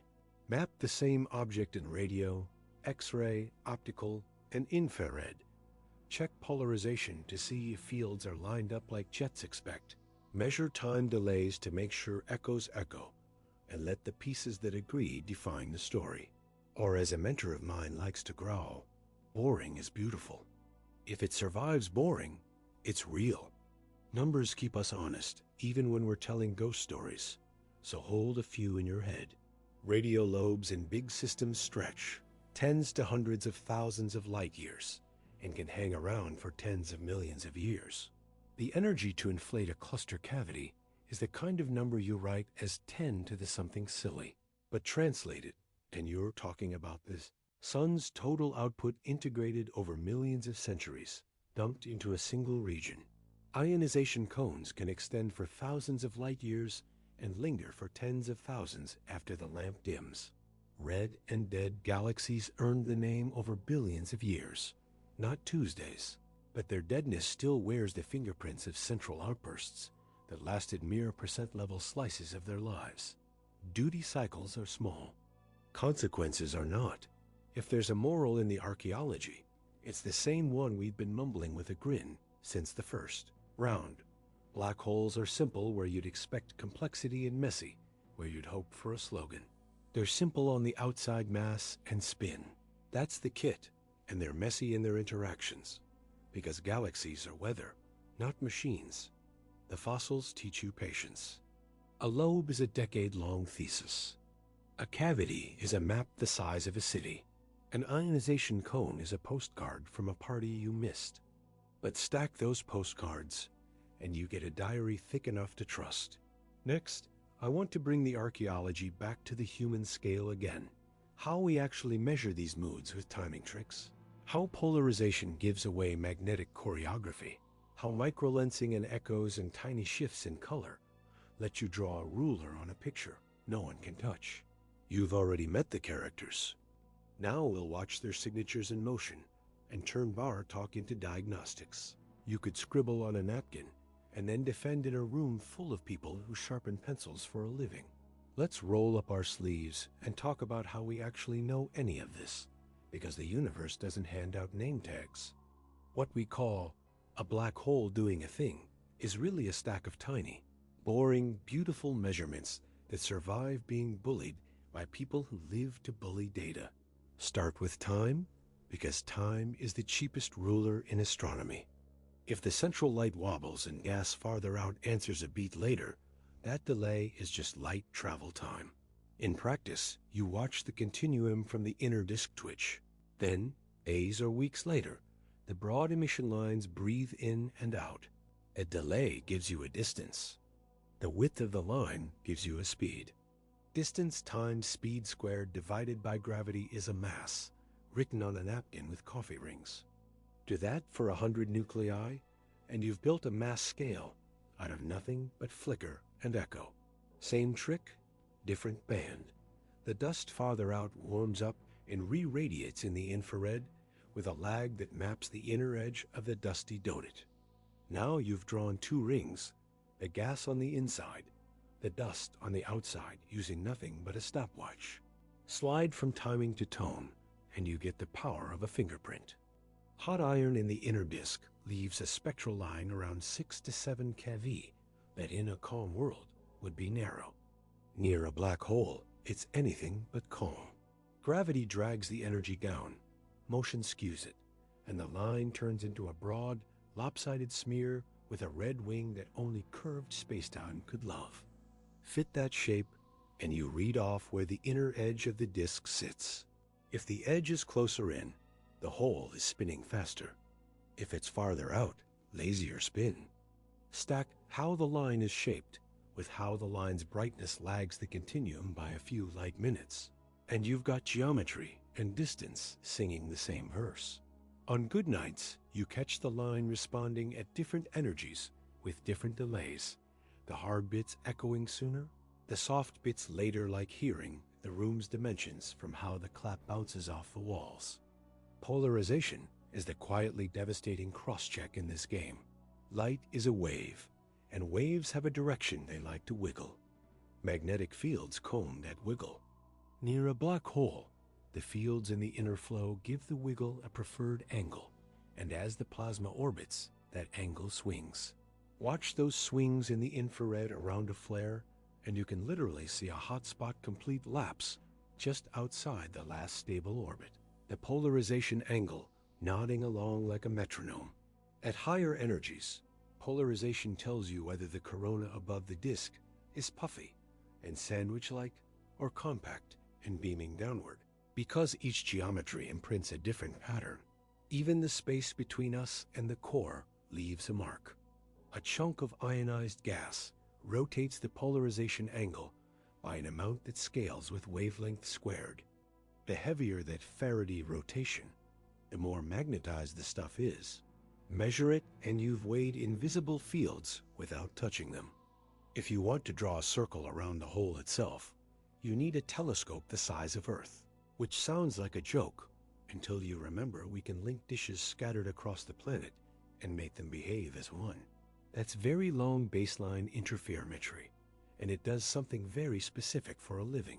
It measures the way radio waves from the same source, arrive at separated antennas out of sync by fractions of a wavelength. Collapse all those little delays, and you get closure phases and visibilities, complex numbers that encode an image without ever taking a single photograph. Reconstruct the brightness distribution, and, if you're lucky and patient, and the source isn't flailing around too fast, a ring appears with a darkness in the center of the shadow. The size of that darkness isn't a vibe. It's a yardstick in units of mass times gravity divided by c squared. When that size agrees with the mass you measured from stars whipping around the center, your skeptical friend buys a round. Microlensing is the universe's street magic. A quasar's light passes through a galaxy on its way to us. The big galaxy splits the quasar into 2 or 4 images. Sure, but the real trick is that stars in the lens galaxy act like tiny magnifying glasses, briefly boosting one patch of the quasar's disk more than another. Because different colors come from different radii blue from closer in. Red from farther out, the microlensing event looks more dramatic in blue than red if the disk behaves like the simple thin disk recipe. Track that color-dependent twinkle over months, and you back out the physical size of the UV and optical emitting regions. Sometimes the sizes look larger than the simplest model promises, which is physics' way of clearing its throat and asking you to stop being smug. The win isn't that every case fits a textbook. It's that a trick of gravity lets you measure a region the size of a solar system in a galaxy where you can't resolve a single star by watching a flicker. There's a rhythm in the noise that simulators and observers have learned to love, the power spectrum. If you take a long light curve and ask how much variability lives at each timescale, you get a curve that usually falls like a broken power law, gentle at low frequencies, steeper at high. The break tells you a characteristic timescale of the inner flow, and wonderfully, it scales with black hole mass and accretion rate, the same way in stellar mass systems that cycle in days, and in supermassive systems that drift over years. Toss in quasi-periodic oscillations, those winks that show up at preferred frequencies, and you've got yourself a stethoscope. When a small system flips state, the break slides and the QPOs come and go. The big systems do the same thing in slow motion. If you want a same physics, bigger clock, bumper sticker, that's it. Some of the sharpest facts in this story live in orbits you can draw with a pencil. In our own center, stars on insanely elongated tracks swing past the invisible mass at thousands of kilometers per second. As they do, their light shifts red just the amount you'd expect from time dilation and gravitational well depth, and their orbits presses by a measurable angle every lap. No dust, no jets, no modeling of mess, just Newton plus Einstein and the sky keeping score. Elsewhere, a gas blob on a nearly circular inner orbit around a feeding hole brightens and dims with a period that screams, "This is the last stable track." When that period and the line shape and the polarization swings all point to the same radius, you start to trust that you're not fitting noise. You're reading geometry. Not every diagnostic uses light at all. The chirps from black hole mergers are clocks and scales wrapped together. The rise in pitch is the chirp mass. The loudness at a given pitch, once you've assumed a general relativistic waveform, gives the distance. If you also catch a flash from matter, involved less likely for black hole, more common for neutron star, you get a redshift from the host galaxy. Put distance and redshift on the same graph for a set of events, and you've carved out a piece of the expansion history of the universe, without candles or rulers. It's messy today, angles imprecise, inclinations entangled with distance, but the principle is shamelessly clean. Gravity brought its own yardstick. Behind the curtain, the game is as much about what you throw away as what you keep. Instruments drift, weather lies, detectors develop moods. So you blind, your analysis lock the cuts you'll make before you peek at the result, and you try 3 independent pipelines on the same data to make sure the signal isn't a pet artifact. You ask whether the flare you love is also visible a little later in a band. you didn't model when you wrote your code. You check polarization on 2 different nights to see if the angles repeat with the orbital period you claimed. The data are the data, as Vera Rubin liked to say, and the adults in the room make sure the data would have said no if no had been true. Numbers, because numbers keep the room honest. Broad line reverberation lags in nearby active.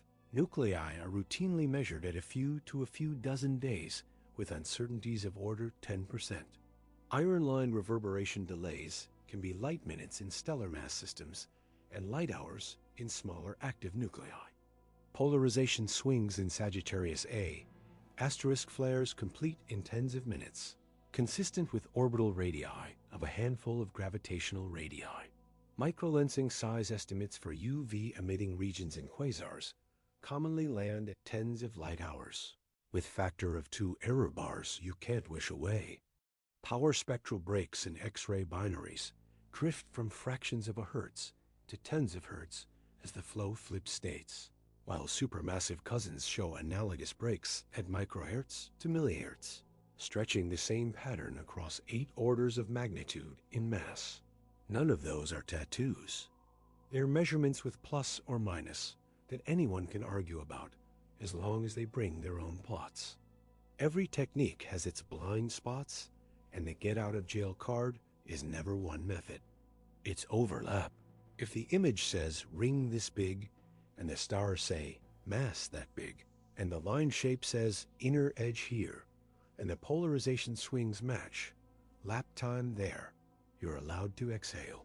If one of those fights you, you don't throw a tantrum and pick your favorite. You ask whether dust killed your UV, whether a foreground screen rotated your polarization, whether a calibration line drifted while your telescope yawned. Carl Sagan's line, "Extraordinary claims require extraordinary evidence," sounds like a bumper sticker until you've tried to measure a 10-minute lag with a detector that sometimes blinks. The reason this How We Know chapter matters is that it points forward. The next round of ears will hear the slow spirals of small bodies into supermassive holes, mapping the space-time near horizons in a way no other method can.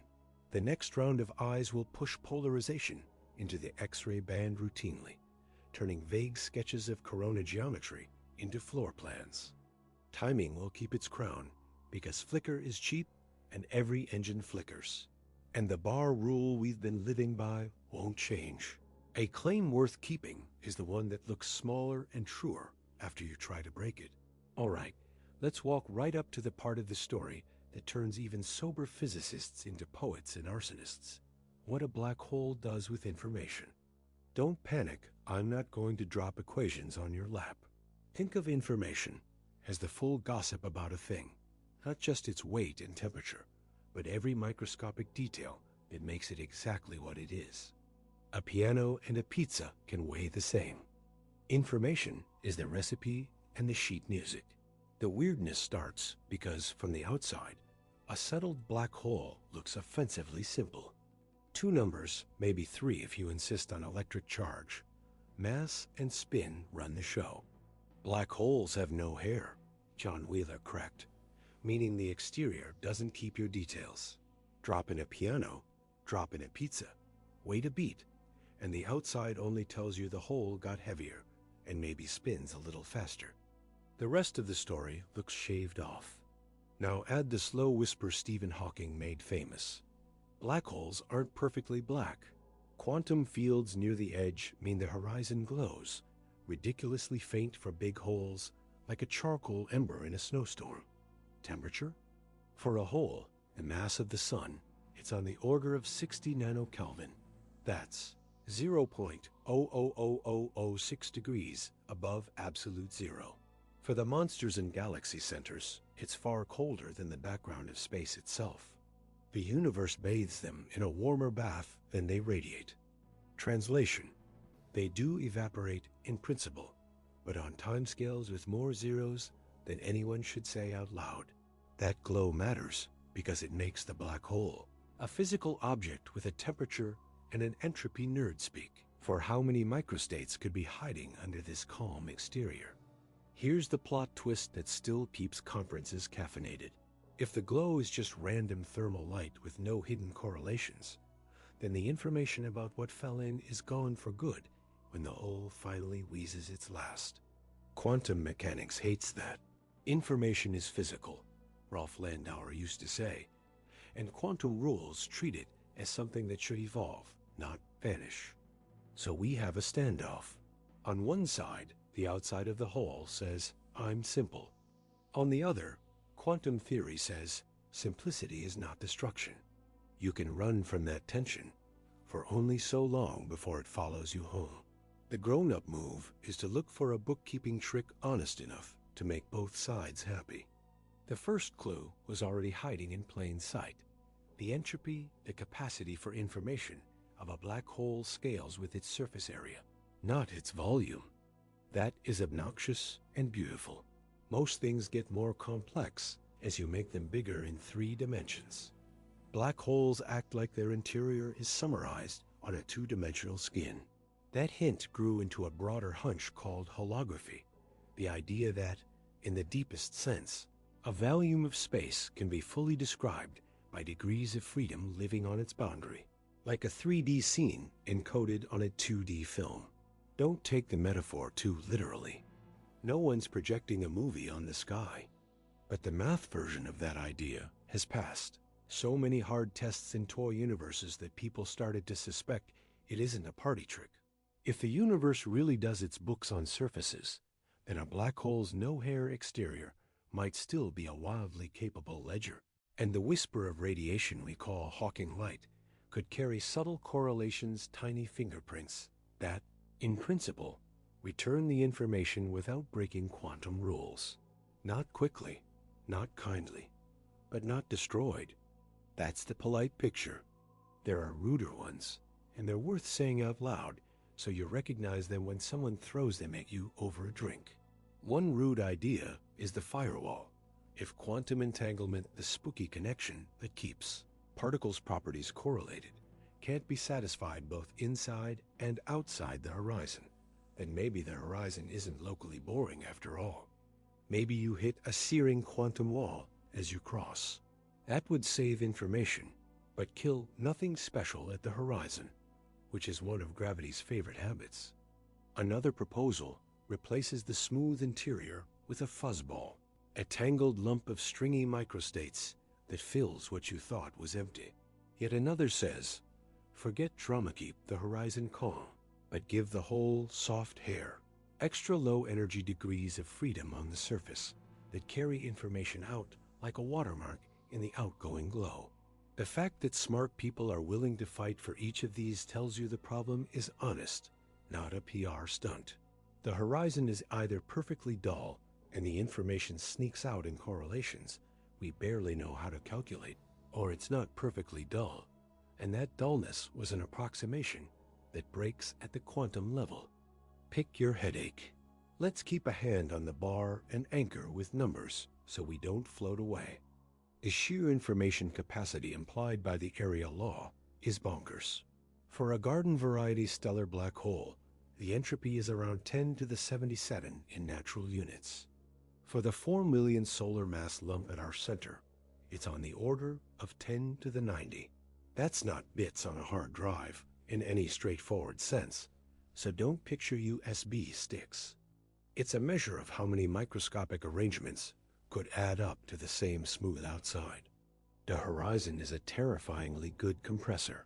The most perfect macroscopic objects, as Kip Thorne liked to say, and perfection here is code for they hide complexity behind very few knobs. You'll hear a couple more times that matter for your intuition. One is the scrambling time, how quickly a black hole mixes whatever you threw in so thoroughly that the details are smeared over the whole horizon's degrees of freedom. Rough bar parlance, it's fast. For stellar mass holes, think milliseconds. For supermassive ones, minutes to hours. Not geologic era's human timescales. Another is the page time, the halfway mark in evaporation when the outgoing radiation starts to carry more and more of the original information in a way you could, in principle, Decode if you were one of those unreasonably patient demons physicists like to invent. That halfway moment for any hole we actually talk about is far beyond any clock we own. It's there to remind you the logic is clean, even if the experiment is doomed. Because the jargon gets sticky here, let's keep speaking human. The horizon is like a very good bouncer with a very weird filing system. From your point of view as you fall, nothing announces the door. You walk through, tides are gentle if the hole is big enough, and only deep inside does the geometry get murderous. That local story is the one our best gravity theory swears by. Nothing special at the edge. But for a nosy friend watching from a safe distance, you never cross. You slow, you redden, you fade, and the whole surface inherits your mass and, somehow, the abstract outline of your information. The polite proposal holography says these two stories are the same story told in two different languages, like a novel and its screenplay. The rude proposal's firewalls and fuzz say the translations don't match perfectly. There's an edit somewhere, and we haven't agreed where to put it. Do wormholes help here? Only as inside jokes. There's a cheeky line you'll hear. Equals EP are the suggestion that entanglement, EPR, between two systems might be the same, in the right math, as a tiny, non-traversable wormhole, egg connecting them. If that picture holds in the precise way its fans hope, then some of the how did information get out? Panic softens. The inside and the outside aren't separate in the naive way you thought. The bookkeeping stitches across the horizon via entanglement that you can diagram as a bridge. Before you pack a bag and try to ride one to Andromeda, the warnings are printed in bold. These are not walkable tunnels.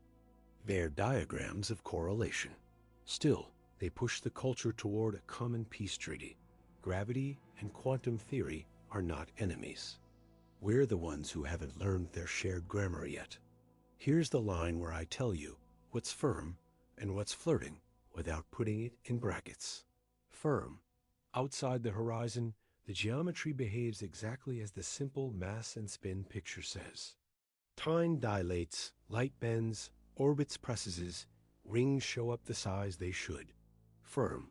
Black holes have a temperature and entropy, and in principle radiate. Best guess, the outgoing radiation is not perfectly random.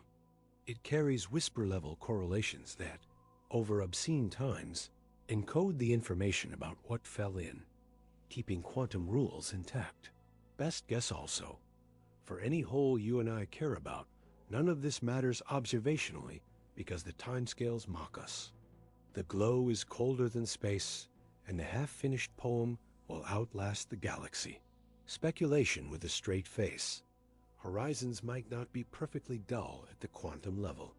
The surface may carry extra bookkeeping, soft hair, or the interior might be a tapestry of microstructures that replace the classical singularity and quietly rewrite the last paragraphs of the fall without wrecking the earlier chapters. Gore and drama walls of fire at the edge make great headlines and lousy bets, but they're on the board until a cleaner treaty is written. Why should you care if the bar tab on information gets paid 1 trillion years after last call? Because the way the universe handles a black hole is the way it handles everything else when pushed to extremes. If information truly dies in a hole, you've broken a basic promise of quantum theory. You've told the world that reversible at the micro level was theater. If, on the other hand, the cosmos keeps the promise, then horizons become laboratories for how space, time, and quantum stuff conspire to hide detail without destroying it. That conspiracy, the grammar under the poetry, feeds back into the rest of physics. Why entropy behaves the way it does. Why gravity seems so geometric. Why the deepest equations sometimes look like counting problems written by very patient accountants. So we keep the tone you and I agree on from the start. Facts where we've earned them. Best bets where the math and the data point us. Daydreams labeled as such and only allowed at the table if they explain more than they confuse. Black holes are the world's sharpest test of that honesty. Outside, Simple, measured, boring in the best possible way. Inside, a dare we haven't finished taking. And the edge of the horizon is the handshake between the two, where you can choose to be theatrical or you can get to work. Most of the community chose work, and the prize looks like a universe where a surface can hold a volume's worth of truth. A glow can whisper a ledger, and being less wrong is the only way to be right. If you're still with me, next round we'll trade philosophy for forensics again, and talk about black holes as engines for chemistry and habitability, how the harsh light can both sterilize and seed, how jets sculpt where stars form, and why a galaxy's central mood can tilt the odds for life out in the suburbs. Same booth, same napkins, same promise. Straight talk, no mystical hand waves, and the occasional quote to pin to your fridge. Grab your drink. We're going to talk about the least obvious thing a black hole does. It moonlights as a city planner for chemistry, and by extension, for life. Sounds nuts until you remember that galaxies are ecosystems. The central engine doesn't just sit there eating in the dark. It heats, stirs, irradiates, and occasionally power washes the neighborhood. That shapes which clouds collapse into stars, which stars get the metals that build rocks and oceans, and which newborn planets keep their air. We are star stuff. Sure, but the traffic patterns that move that stuff around, a lot of those are set by the grumpy landlord in the middle. Start with the raw materials.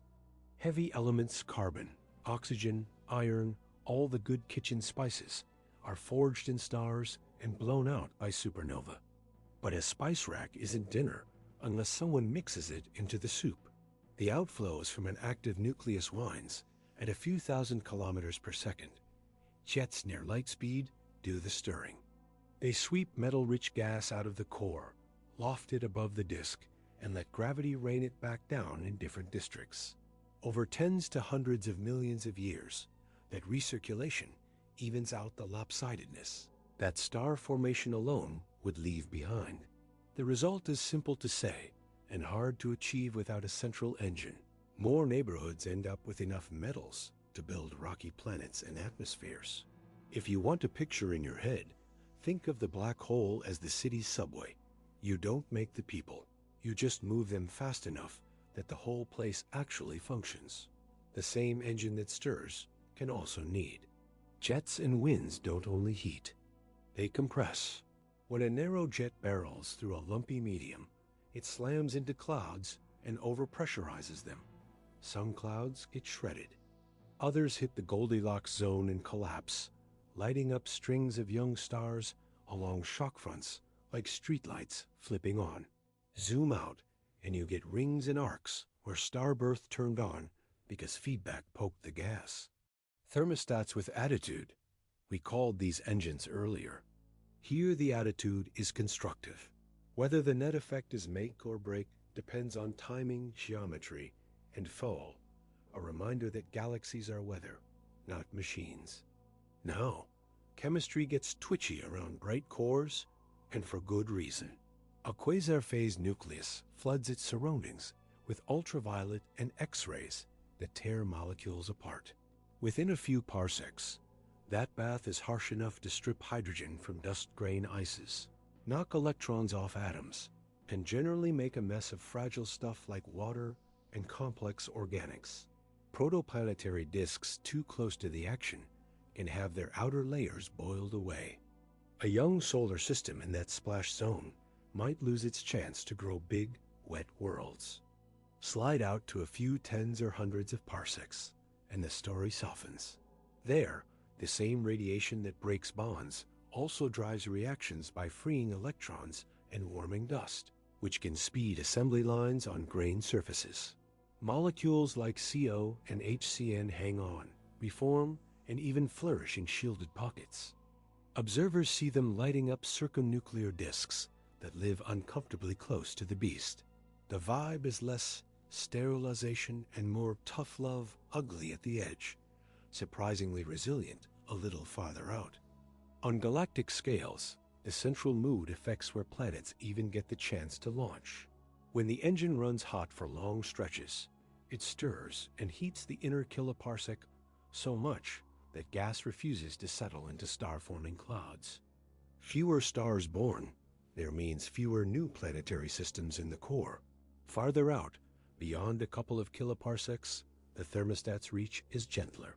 Star formation continues in rings and arms, often cleaner because the center has blown out some of the dust. Add that up over billions of years, and you get a rough and ready galactic habitable zone. Not a hard border, just better odds in the mid-disk where radiation is modest, metals are plentiful, and supernovae aren't popping in your backyard every other Thursday. It's not that the bulge can't host life. It's that the suburbs get the nicer weather. If you care about the nuts and bolts, black hole glare leaves chemical fingerprints you can catch even if you're allergic to jargon. Gas bathed in hard photons grows fond of certain molecules over others. The ratios shift, the lines fatten, and you can tell at a glance whether a nucleus or young stars are doing the lighting. The fun twist is that some of the AGN molecules are the same ones prebiotic chemistry likes in cold, shielded places nitriles, simple hydrocarbons, so you get a map that reads both engine nearby and ingredients available. Depending on where you point, the universe refuses to pick one narrative.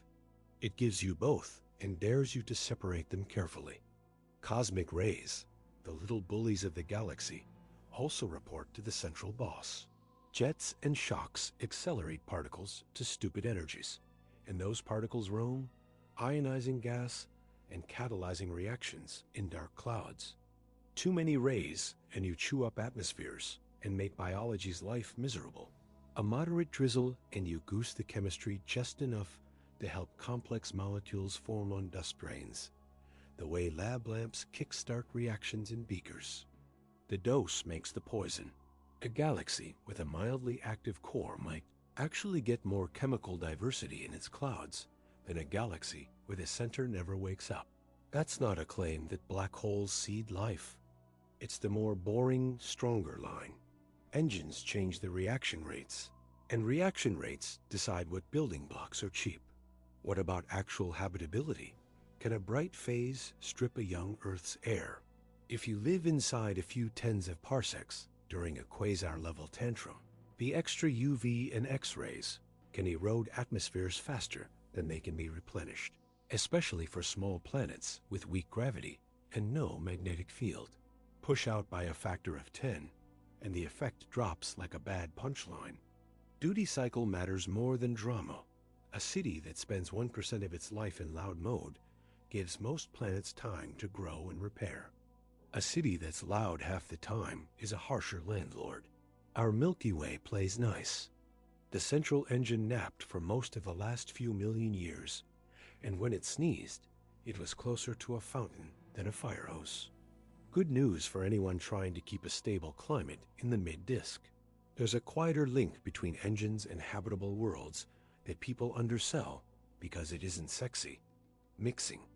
To make rocky planets, you need enough iron and silicon in the right place, and you need ice and carbon compounds to drift inward without being torched. The big galactic conveyor belts that move dust in gas bars, spiral density waves, fountain flows lofted by feedback, are all modulated by what the nucleus does. A center that overheats the inner disk can stall the inward drift. A center that runs just enough to keep the gas buoyant can help metals and ices cross district lines. Life finds a way is a pretty poster. The mundane truth is that logistics find a way first. The pessimists in the back will bring up sterilizing events, gamma ray bursts, flares, jets pointing at the suburbs like searchlights, and they're not wrong to worry. A jet aimed directly at you from a few kiloparsecs is bad news. Ozone chemistry goes haywire, radiation surges, biology gets a rough day. But jets are narrow and duty cycles are low. Most of the time the beams miss, or they precesses, or they've turned off by the time their light reaches you. Nature is not kind, but it is big, and geometry saves more than it ruins. God is subtle but not malicious, the old line goes. The statistics back it up. There's also the rebound factor.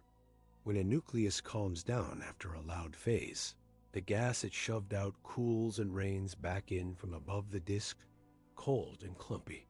Those high-altitude showers can seed fresh star formation in rings that were quiet before, and those stars form with the latest metal blend the galaxy has to offer.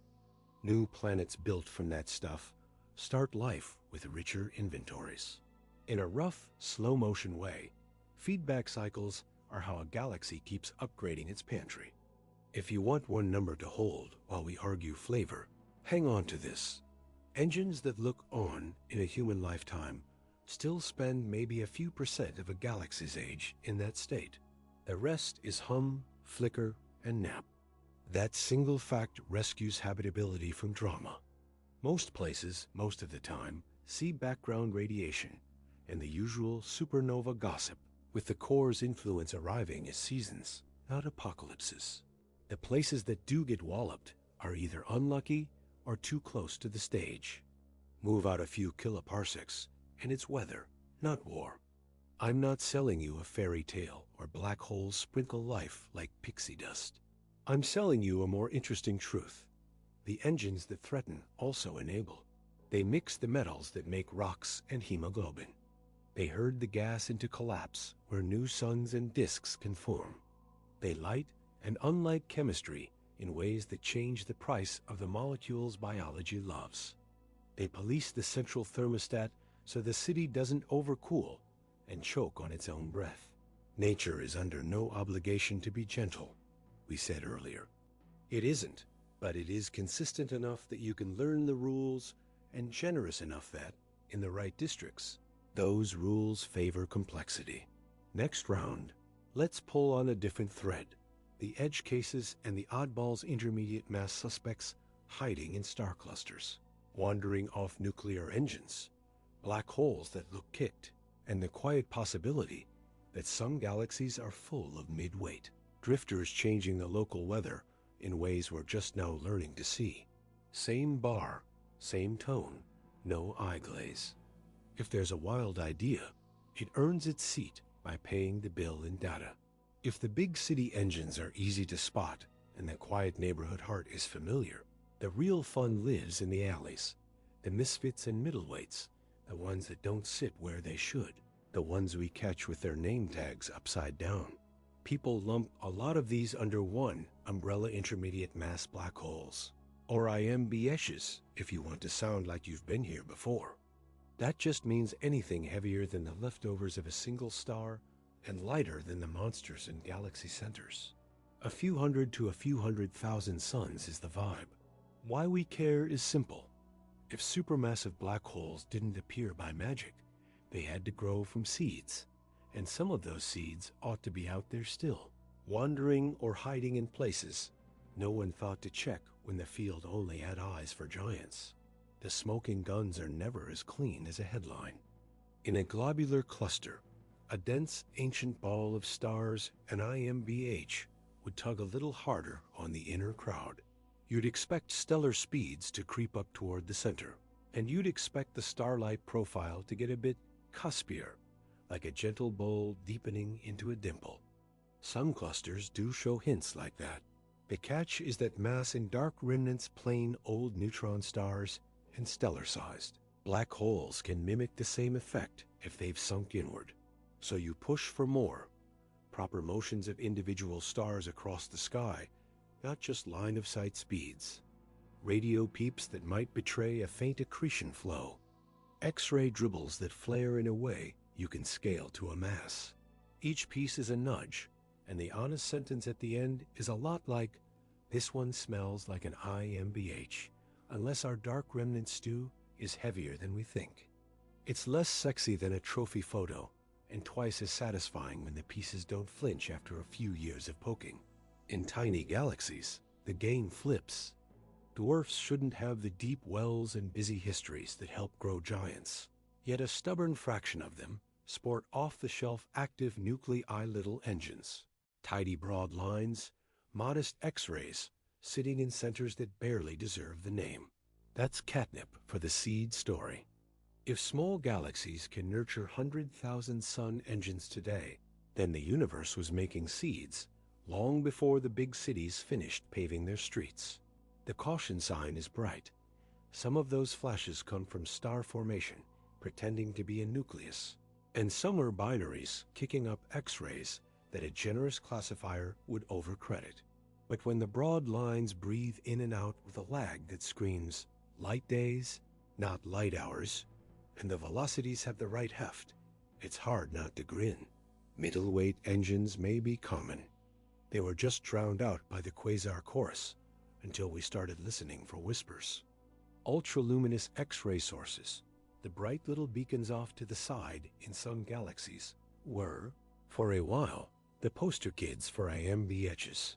Too bright for an ordinary stellar black hole, too faint and misplaced for a central monster. So, aha, a midweight. Then a few of them started pulsing like lighthouses, a dead giveaway that we weren't looking at black holes at all, but neutron stars going super Eddington, cheating the supposed speed limit by collimating their emission and gulping in funnels. That doesn't kill the middleweight idea. It just makes the neighborhood trickier.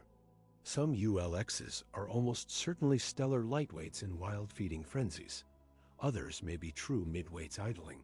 The way to tell is not to pick sides, but to make the sources earn their label with timing, spectra, and, if you get very lucky, a dynamical mass from a companion star's orbit.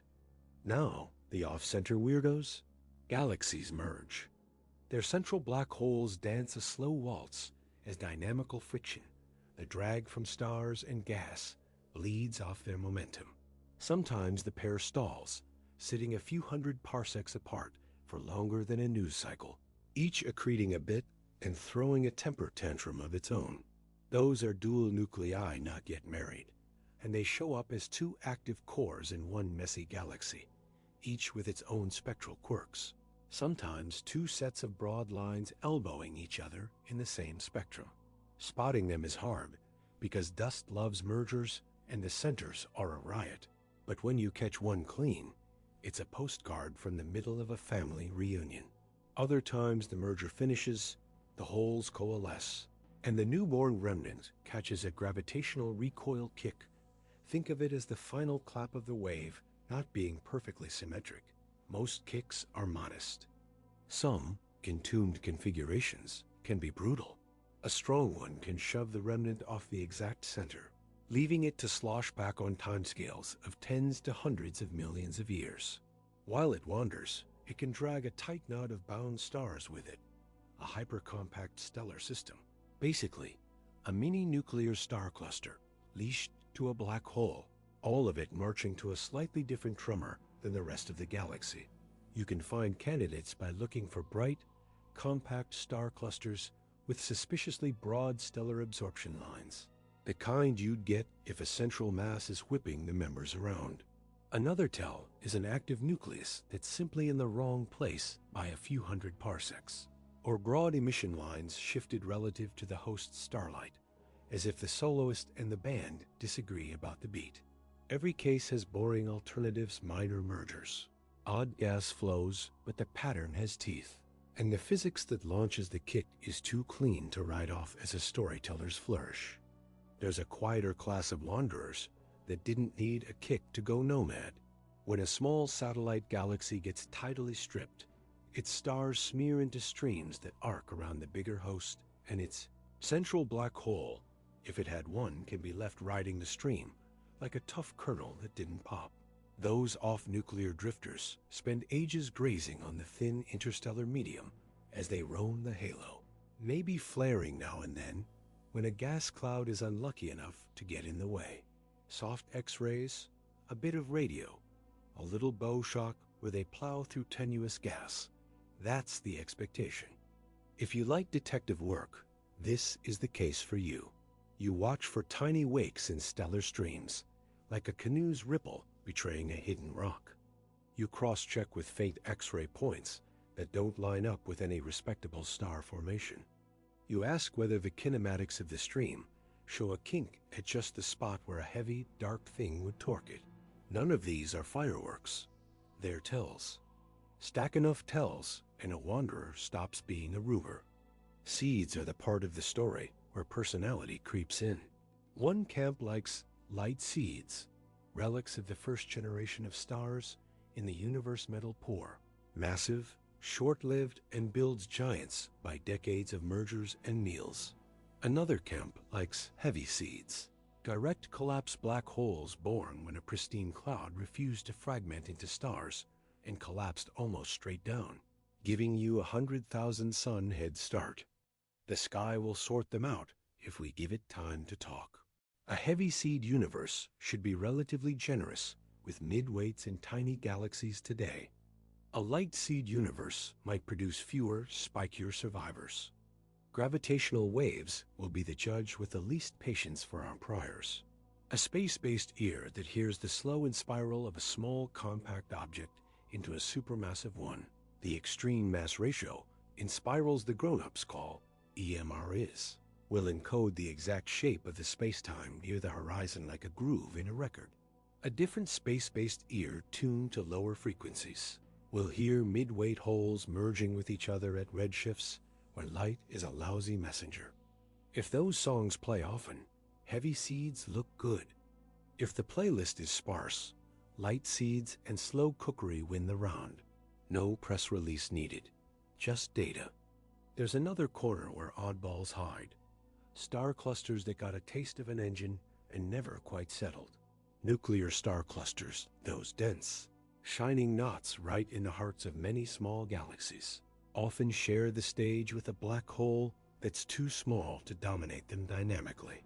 The two cohabitate awkwardly, a few million solar masses in stars, a few 100,000 in a hole, each shaping the other's feeding in a slow, petty back and forth. The cluster funnels gas inward and throws some stars to their doom. The hole heats the gas and occasionally turns a generation of new stars off with a warm breath. The ratio between the two seems to evolve with mass-big galaxies, ditch the cluster and crown the hole. Small galaxies keep the cluster and keep the hole on a leash. That transition can be read backwards as a growth history, and it nods toward the middleweights being real, just not always in charge. Every one of these cases leans hard on the same honesty we've been nursing all night. If you think you've got an IMBH in a cluster, you don't stop at a rising velocity dispersion. You ask whether exotic mass segregation could fake it. If you think your off-nuclear X-ray point is a wanderer, you check background galaxies and ultra-bright X-ray binaries off your bingo card with better spectra and timing. If your dual nucleus candidate is two bright cores in one messy image, you ask the radio map and the infrared if they're both real, or if dust drew you a duplicate. The story survives only when three unrelated angles point to the same culprit. Boring is beautiful. If it survives boring, it's real. The numbers here don't need to be tattooed on your arm, but it helps to have a feel. A putative IMBH in a globular cluster might be a few thousand to 100,000 suns, raising interstellar speeds by maybe a few kilometers per second over what you'd expect without it. A tiny signal that demands clean data. Off-nuclear engines in dwarfs can throw X-ray luminosities of 10 to 10 watts on good days bright enough to stand out, dim enough to be confused with a cluster of high-mass X-ray binaries, if you're sloppy.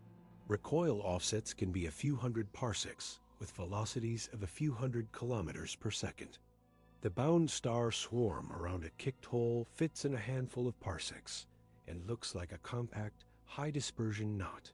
Wandering halo holes accrete so little that their glow is a whisper, but their gravitational fingerprints on stellar streams are in the few degrees of deflection over tens of kiloparsecs, regime small, but consistent if you catch the stream end to end.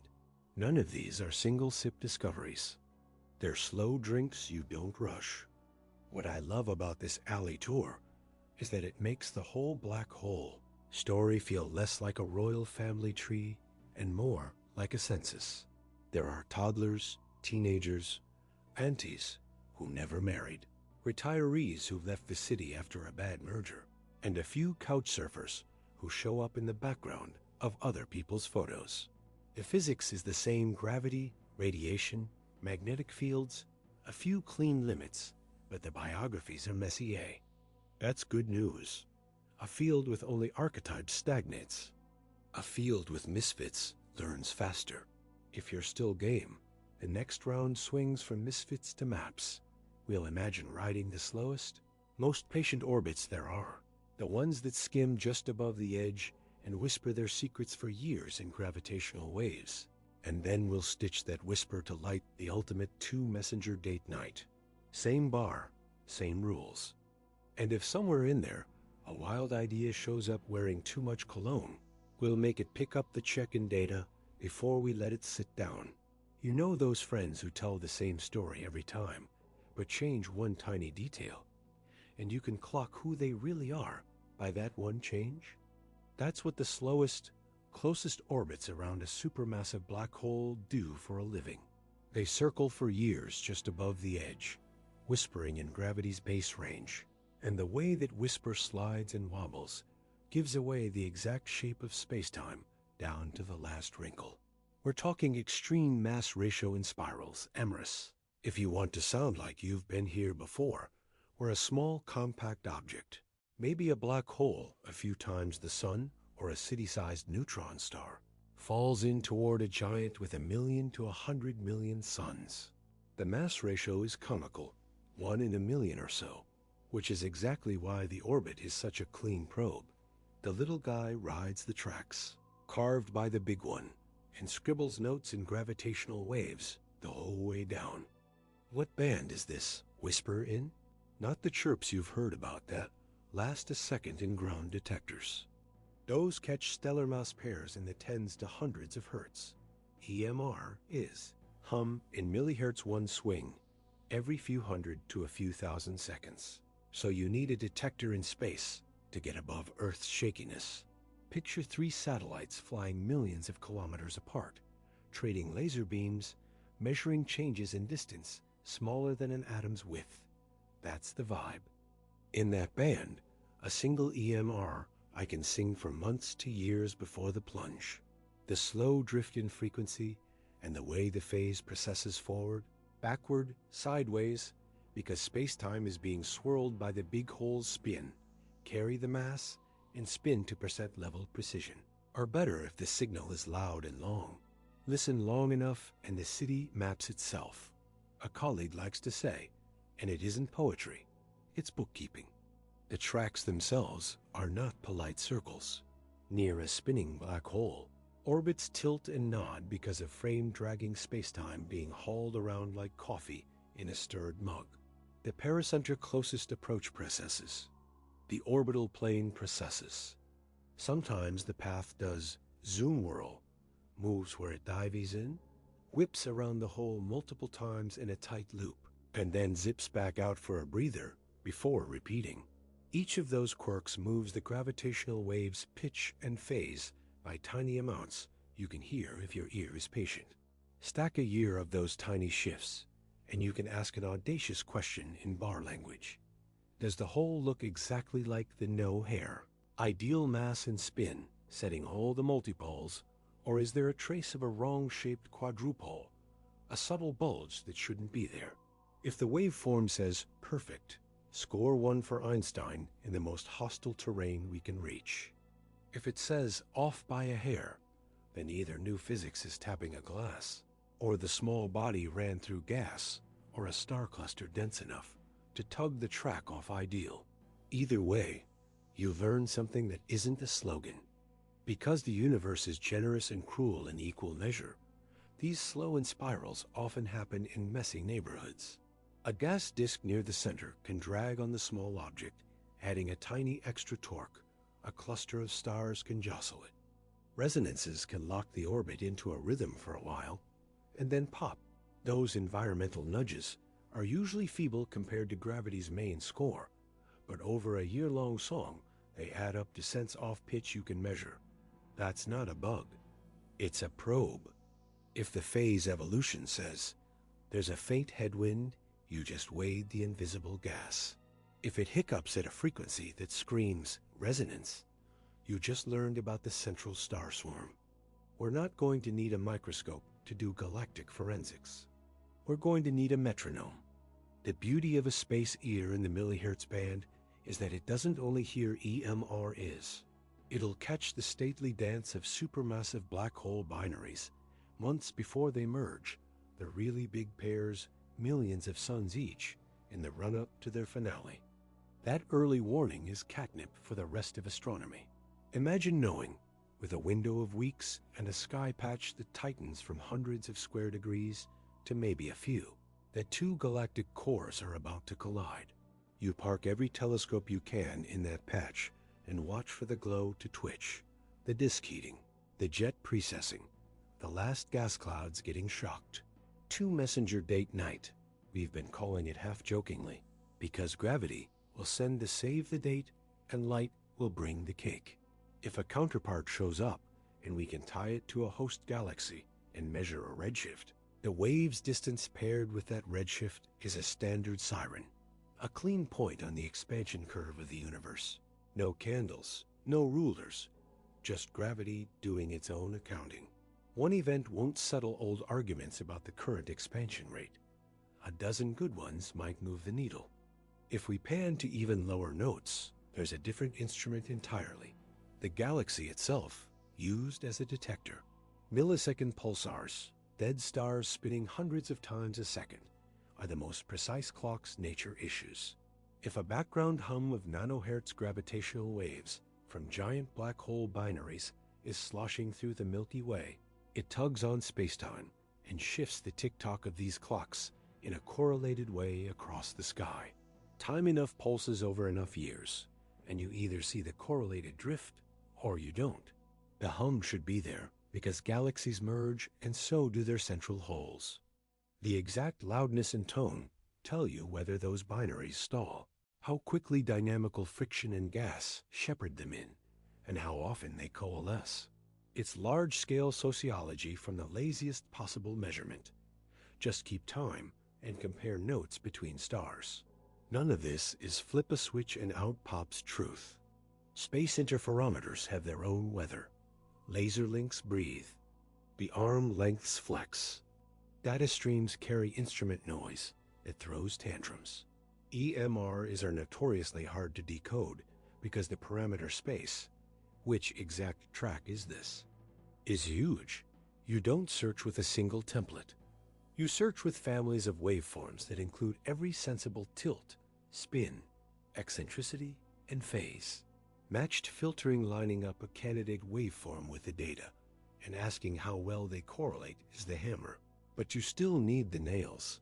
Accurate models that include the small object's self-force, the way its own gravitation back reacts on the track, and honest error bars on the mapping between waveform features and geometry. Put that in bar words. We can't half-bake the theory and hope the sky is kind. We need the waveform catalog to be better than the instrument, or we fool ourselves. Let's sprinkle a few numbers to keep the floor from getting slippery. An emery in the sweet spot small body of approximately 10 solar masses into approximately 10 solar mass hole. Moderate spin can spend approximately 10 to 10 cycles in band over a year or two. That gives you phase information at the part in a million level if the signal to noise is decent. Sky localization starts ugly hundreds of square degrees months out, but tightens as the signal accumulates. With a loud event, you might get down to a few square degrees before plunge, better after, not guaranteed. Mass and spin can land with sub% errors in optimistic cases. Add realistic noise and modeling imperfections, and you should think percent level with caveats, not 10 decimal places. For supermassive binaries in the millihertz band, pre-merger alerts weeks ahead are plausible with distance uncertainties of tens of percent early, shrinking time windows as you approach the crash. At nanohertz, pulsar timing arrays talk in years. The background hum is a slope, not a note, and significance builds slowly. None of those figures are tattoos.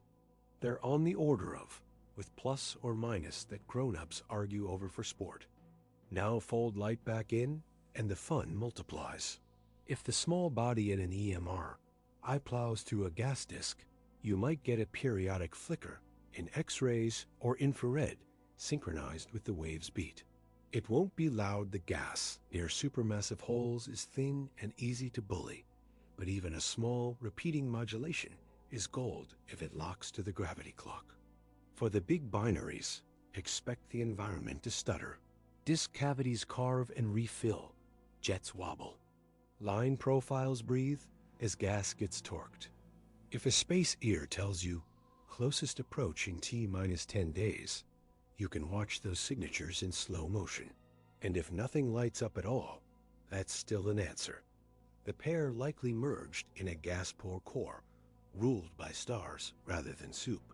What about using these tracks to play bouncer at Einstein's club? The no-hair promise boils down to a very specific relationship between mass, spin, and all the higher multipoles of the spacetime. EMR is the first tool that can test that in detail, without having to guess what the inside of the engine is doing with gas or magnetic fields. If the waveform wants a quadrupole moment that doesn't match spin squared, you'll hear people get very quiet in seminars. Most of us are betting the sky will be boring in the best way, perfect to the precision we can muster. But here's the part to remember. Even if the geometry is textbook, the environment won't be. Tiny deviations from vacuum will teach us about accretion flows in regimes we've never probed. Celebrate the null. An old hand likes to say, because it tells you which parts of your daydream were fluff. I'll keep the bar-honest split we've adopted all night without putting it in brackets. Solid. The millihertz band will be filled with long-lived signals from compact objects orbiting supermassive holes and from supermassive binaries in their run-up. Those signals encode mass, spin, and geometry through slow phase drifts and precession. Pairing a gravity distance with a light-measured redshift turns the system into a standard siren. Best bet, environment leaves small but detectable fingerprints, gas drag, resonances, jet-driven wobbles that we can translate into densities and field strengths if we're modest about uncertainties. Speculation you're allowed to enjoy with a raised eyebrow. Clean electromagnetic counterparts for EMR will be rare, but not zero. A few might sparkle in step with the wave if the little body plows a bright groove. The most dramatic ring-down spectroscopy of supermassive mergers, teasing out multiple tones after the crash to test the whole spectrum, will be possible for the very loudest events, and otherwise just out of reach until instruments and models tighten a notch. The thread through all of this is patience. Ground-based chirps are fireworks. EMRs are slow jazz. Pulsar timing is organ music that never stops. Multi-messenger is a duet where gravity usually walks on stage first, clears its throat, and gives light time to find a seat. None of it needs mysticism or breathless hype. It needs clocks, good phase tracking, telescopes that can stare for months, and the humility to let "we didn't see a flash" be a result rather than a failure. The payoff is huge. Not just black holes exist, which we've beaten to death, but this one's spin is 0.72 plus or minus a bit. Its spacetime is hairless to our resolution. The disk is this thin, the nearby gas this light, and the whole circus sits in a galaxy at this distance, moving with this slice of the Hubble flow. That's not romance. That's a census. If you're still with me, the last two rounds bring it home. We'll climb to a climax where all these threads knit together engines as drains and thermostats, cities shaped by cores, maps carved in timing and light, then land the plane with a human-scale wrap and a wink. Same bar, same rules. No bait and switch. Okay, we've been circling the beast from every angle: light, sound, chemistry, city planning. So let's pull it tight and let the whole picture click. The headline you can tell your uncle at Sunday lunch is that a black hole is the simplest complicated thing in the universe. Outside, two knobs, mass and spin set the geometry. Inside, whatever fell in is mixed and hidden with a ruthlessness that would make a spy jealous. Between those two truths lives everything we see: the disk that shines, the corona that hardens the light, the jets that carve the sky, the waves that ring like a struck bell, and the neighborhoods that change their weather because the engine downtown couldn't sit still. If you want the one-sentence plot for the cosmos writ large, it goes like this. Gravity piles matter into galaxies. Galaxies feed their cores. The cores light up and push back. That pushback sculpts how stars and planets are born. Those stars build the elements that biology needs. And biology occasionally sits at a bar and tells the story back to itself. We didn't need mysticism to make the loop close. We needed clocks, honest error bars, and the humility to admit when a pet idea couldn't pay its tab. We started at the edge, where the math is clean and the pictures are finally real. A ring whose size we can predict from mass times gravity divided by c. Squared shows up on a sky patch you could cover with a grain of sand held at arm's length. And the darkness in the middle is not poetic license. It's light that tried to escape and got bent back. Stars in our own center run their 16-year laps like clockwork. And at pericenter, you can watch time slouch. Their light shifts red by exactly the amount a curved spacetime demands. That's not we think. That's we measured. When a friend says, black holes are metaphors, you can smile and point to a plot where S2's orbit precesses by tenths of a degree per lap and ask them what metaphors do that. We moved inward, and the disk stopped being a cartoon. Gas arrives with sideways momentum, transfers it outward through tangled magnetic fields, and turns the release of gravitational binding energy into photons hot enough to pop up in X-rays. The corona above it kicks some of those photons harder, and a fraction blazes back onto the disk and bounces with a skew that only fast motion and strong gravity can explain. Read the skew, and you read spin. Read the lag between the flash and the echo, and you've measured a distance in light minutes. The same engine slips between moods depending on supply. Feed it hard, and it runs thin and bright. Starve it, and it puffs up and mutters, dimmer in light but cockier in radio. If that sounds like the little cousin's stellar mass X-ray binaries, it's because the physics scales. Change the clock by a factor of 1,000,000. Keep the script. At full throttle, the engine stops being a local curiosity and becomes infrastructure.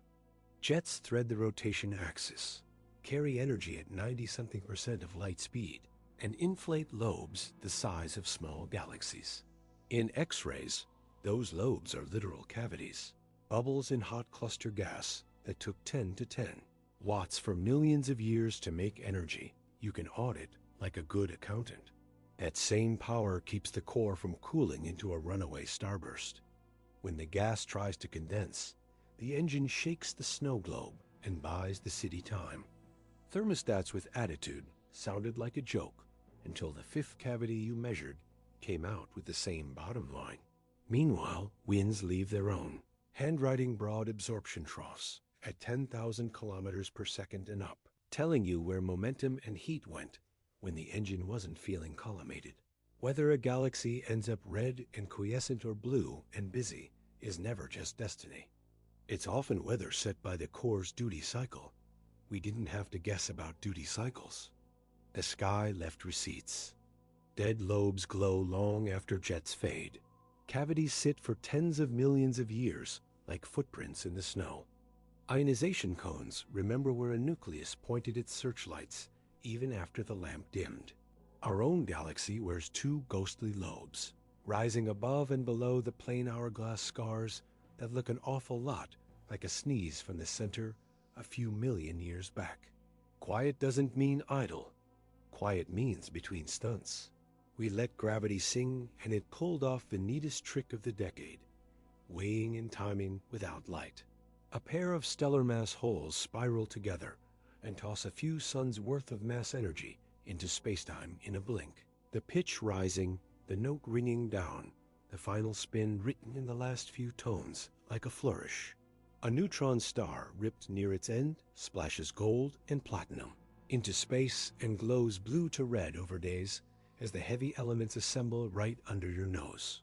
Stack those events, and the population starts to tell on itself. Too many heavy pairs, and you rethink your mass loss assumptions. Too many tilted spins, and you start liking the dance floor channel in clusters. Those same waves are starting to talk about expansion itself, not with candles or rulers, but as standard sirens, whose distances come right in the envelope. It's still messy, angles are sloppy. Inclinations tangle with distances, but the direction is clean. Gravity brought its own yardstick.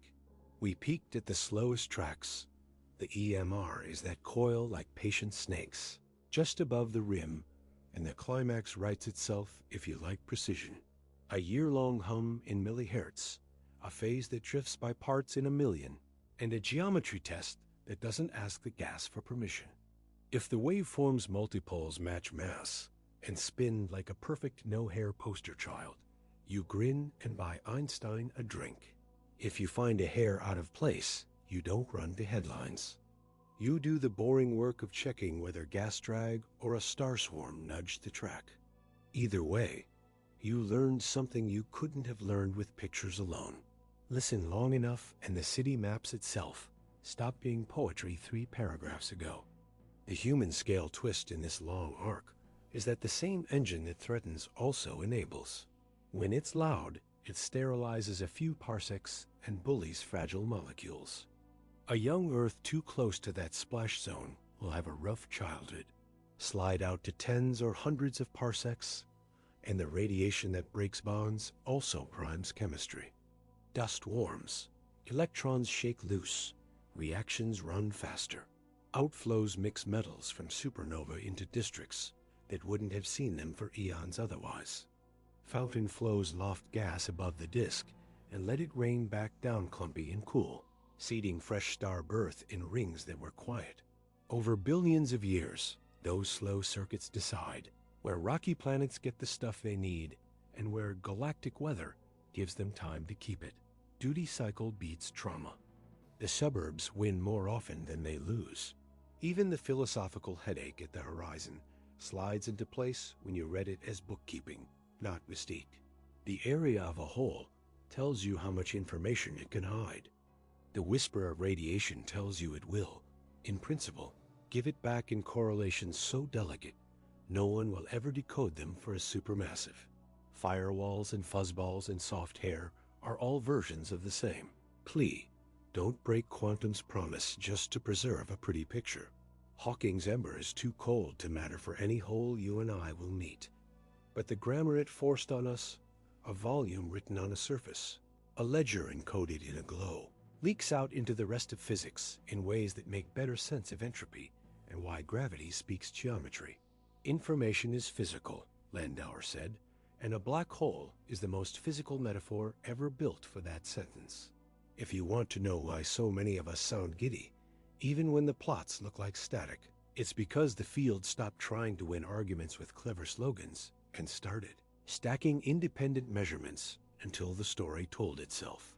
A ring the right size, a flare with the right beat, a polarization swirl that matches an orbital period, a broad line that smears just so, a cavity you can price, a chirp that weighs what the population model said it should. None of those alone is a mic drop. Together they're a choir. Vera Rubin's line, "The data are the data," is not a scold. It's a love letter to the method. Here's the part where a lesser show would promise the moon. We don't need to. The honest climax is quieter and better. In one lifetime, we went from "maybe these things exist" to "we imaged the shadow, weighed the ring, timed the echoes, heard the chirps, watched chemistry flinch, mapped lobes older than our species, and built a to-do list that includes measuring the space-time quadrupole of a million sun hole to a few percent. The map we have is good enough to be useful and rough enough to be exciting. We know which knobs matter: mass, spin, fuel, magnetic flux, and we know where our priors still run ahead of our evidence. We can tell you, with units and plus or minus, how bright a feast will be at 10 megaparsecs, and how loud the ringdown should sound a billion light years away. We can also tell you, without blushing, that some of the prettiest daydreams, faster than light shortcuts, walkable wormholes are still posters on the wall, not instruments in the rack. So what is the journey into the black hole after all this? It's not a heroic plunge with violins swelling. It's the slow realization that the edge of a hole is the most honest laboratory nature built for the basic rules. How space and time talk to each other, how energy becomes light, how information hides and leaks, how simple laws, applied where they're strongest, write the weather for galaxies and the odds for life in the suburbs. We didn't conquer anything. We learned how to listen. Kip Thorne's boast that black holes are the most perfect macroscopic objects wasn't a flex. It was a promise that if we were careful, the answers would come out cleaner here than anywhere else. And they have, which is why the right note to end this climb on is not a drum roll, but a breath. The next ears will hear the slowest songs. The next eyes will map polarization like a floor plan. The next timing campaigns will turn flicker into geometry with fewer caveats. The field won't flip next year. It'll sharpen. Claims worth keeping will look smaller and truer after we try to break them. And the story that started as a campfire myth cosmic drains that eat light will keep being what it is now. A city manual with page numbers, margins full of pencil notes, and coffee rings from 1,000 midnights where someone, somewhere, finally made the plot fit. Here's where we take a breath, slide the empty glasses aside, and admit the best part of this whole ride. The universe didn't need to be this readable, and yet black holes turned out to be the most legible graffiti in the cosmos. Two knobs mass and spin set the whole exterior stage. A ring appears at the size the math promised. A star like S2 makes a 16-year slingshot that redshifts on cue. And space-time itself keeps time well enough that we can clap once at the core and hear the echo in the broad lines days later. That's not faith. That's 1,000 small measurements lining up, plus the humility to keep the error bars on the napkin. As Vera Rubin said, the data are the data, and in this corner of physics, the data sing on pitch. If you boil our long stroll down to a single sentence, it's this: black holes are drains on the inside and engines on the outside, and the balance between those two moods writes the weather for galaxies and the odds for life in the suburbs. Gravity does the collecting, the disk does the shining, the corona adds the hard edge, the jet does the carving, the wind does the stirring, the ring down does the ringing, the fossils' lobes, cavities, cones do the reporting, and the neighborhoods over billions of years do the living with the consequences. We didn't pad that with mystic fog. We paced it with clocks and checked it with geometry. You and I started with a hook and a promise. No formulas to scare off the average cousin at a barbecue. Just straight talk and good analogies. We stuck to it. An event horizon was a point of no return in a river you shouldn't swim across. Gravitational redshift was the color of light trudging uphill out of a gravity well. An accretion disk was a traffic circle that turned sideways motion into heat and light. A jet was a fire hose powered by spin and magnetic fields. A tidal disruption was a taffy pull followed by a bonfire. At Kilonova was the universe minting gold right in front of us. Standard sirens were gravity bringing its own yardstick. And a black hole's entropy was a brutally efficient ledger written on its surface. None of that needed a blackboard. It needed patience, honesty, and a few good one-liners. Thermostats with attitude. Celebrate the null. Listen long enough and the city maps itself. Along the way we did the bar version of separating what we know from what we're still chewing. Solid things got numbers and units. Sagittarius asterisk sits approximately 26,000 light years away and weighs approximately 4 million suns with a few percent wiggle. Its ring on the sky is tens of microseconds across. Its flares tap out laps in tens of minutes. Quasars glow with power that outshines 1 trillion suns in their loudest acts. Radio lobes grow to hundreds of thousands of light years and linger for tens of millions of years. Merger kicks can shove a newborn hole hundreds of kilometers per second off-center. Gravitational chirps weigh stellar mass pairs cleanly enough to build a population, and the slow jazz of millihertz and spirals will, given patient ears, read the multipoles of spacetime itself. Those are facts with plus or minus, not slogans, and they'll age well because they already survived being yelled at. Then there's the best guess tier, the part that keeps the coffee hot. Our galactic center likely spins modestly and lives on a starvation diet most days. Magnetic fields near the edge set how arrested the flow gets and when jets stabilize. Some luminous winds are as important as jets for stirring and heating. Intermediate mass seeds should be common enough that dwarfs host midweight engines today. And the chemistry in circumnuclear rings isn't dead so much as tough, with molecules reforming in shielded pockets a few dozen parsecs out, even as UV and X-rays bully the edge. None of that needs capes or miracles. It needs more overlap polarization, plus timing plus spectroscopy, so the same radius shows up in 3 different languages. Finally, the daydream shelf, the one we clearly labeled as a shelf, so no one mistakes it for the bar. Holography as the universe's filing system, where a surface can hold a volume's worth of truth. Soft hair as the bookkeeping that lets Hawking's faint glow carry correlations instead of burning information. Wormholes as diagrams of entanglement, not tunnels for road trips. And the hope that a spaced ear will let us play no-hair karaoke with Million Sun. Holes until the multipoles fall into place. Firewalls make headlines. Soft ledger entries make peace between quantum rules and smooth horizons. I'd bet a round on the ledger. I'll keep my wallet in my pocket until the waveforms and echoes settle it. Why am I hammering the tone as we land the plane? Because the right way to end a story like this isn't with fireworks, but with a proof of concept. The method works.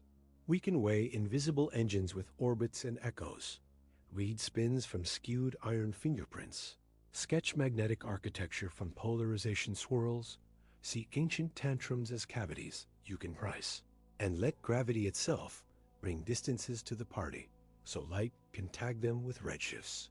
We can, on our better nights, tell you the mass of a black hole we will never resolve, the thickness of a disk we will never touch, and the age of a lobe inflated by a jet that died before our species learned to talk. If you're not a little giddy about that, check your pulse. And since this is the last call, let's keep the human in it. There's a reason quotes from people like Kip Thorne stick, the most perfect macroscopic objects, and why Landauer's information is physical reads like a dare on a lab wall. Black holes pulled the poetry out of people who don't write poetry because the facts showed up clean and stayed that way. We're so used to messy systems lying to us weather, markets, biological networks, that a corner of nature this strict feels like an indulgence. The indulgence doesn't make us lazy. It makes us careful because it rewards care. So here's my final pitch, said the same way we've said everything else. Low-key, unit honest, and a little cheeky. If you dub this journey even the slow bits, where we let the how we know take the wheels stick around. Hit subscribe so the algorithm knows you like your cosmos with straight talk and no sugar rush. Leave a comment with a real thought, not just an emoji.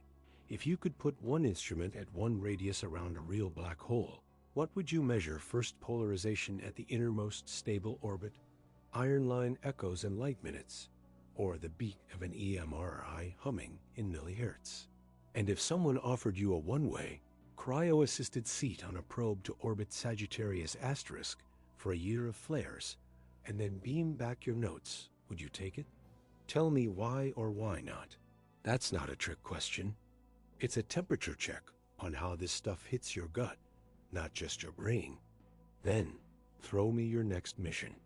Do you want a street-level tour of a single active galaxy, start to finish, like a true crime case with every instrument as a witness?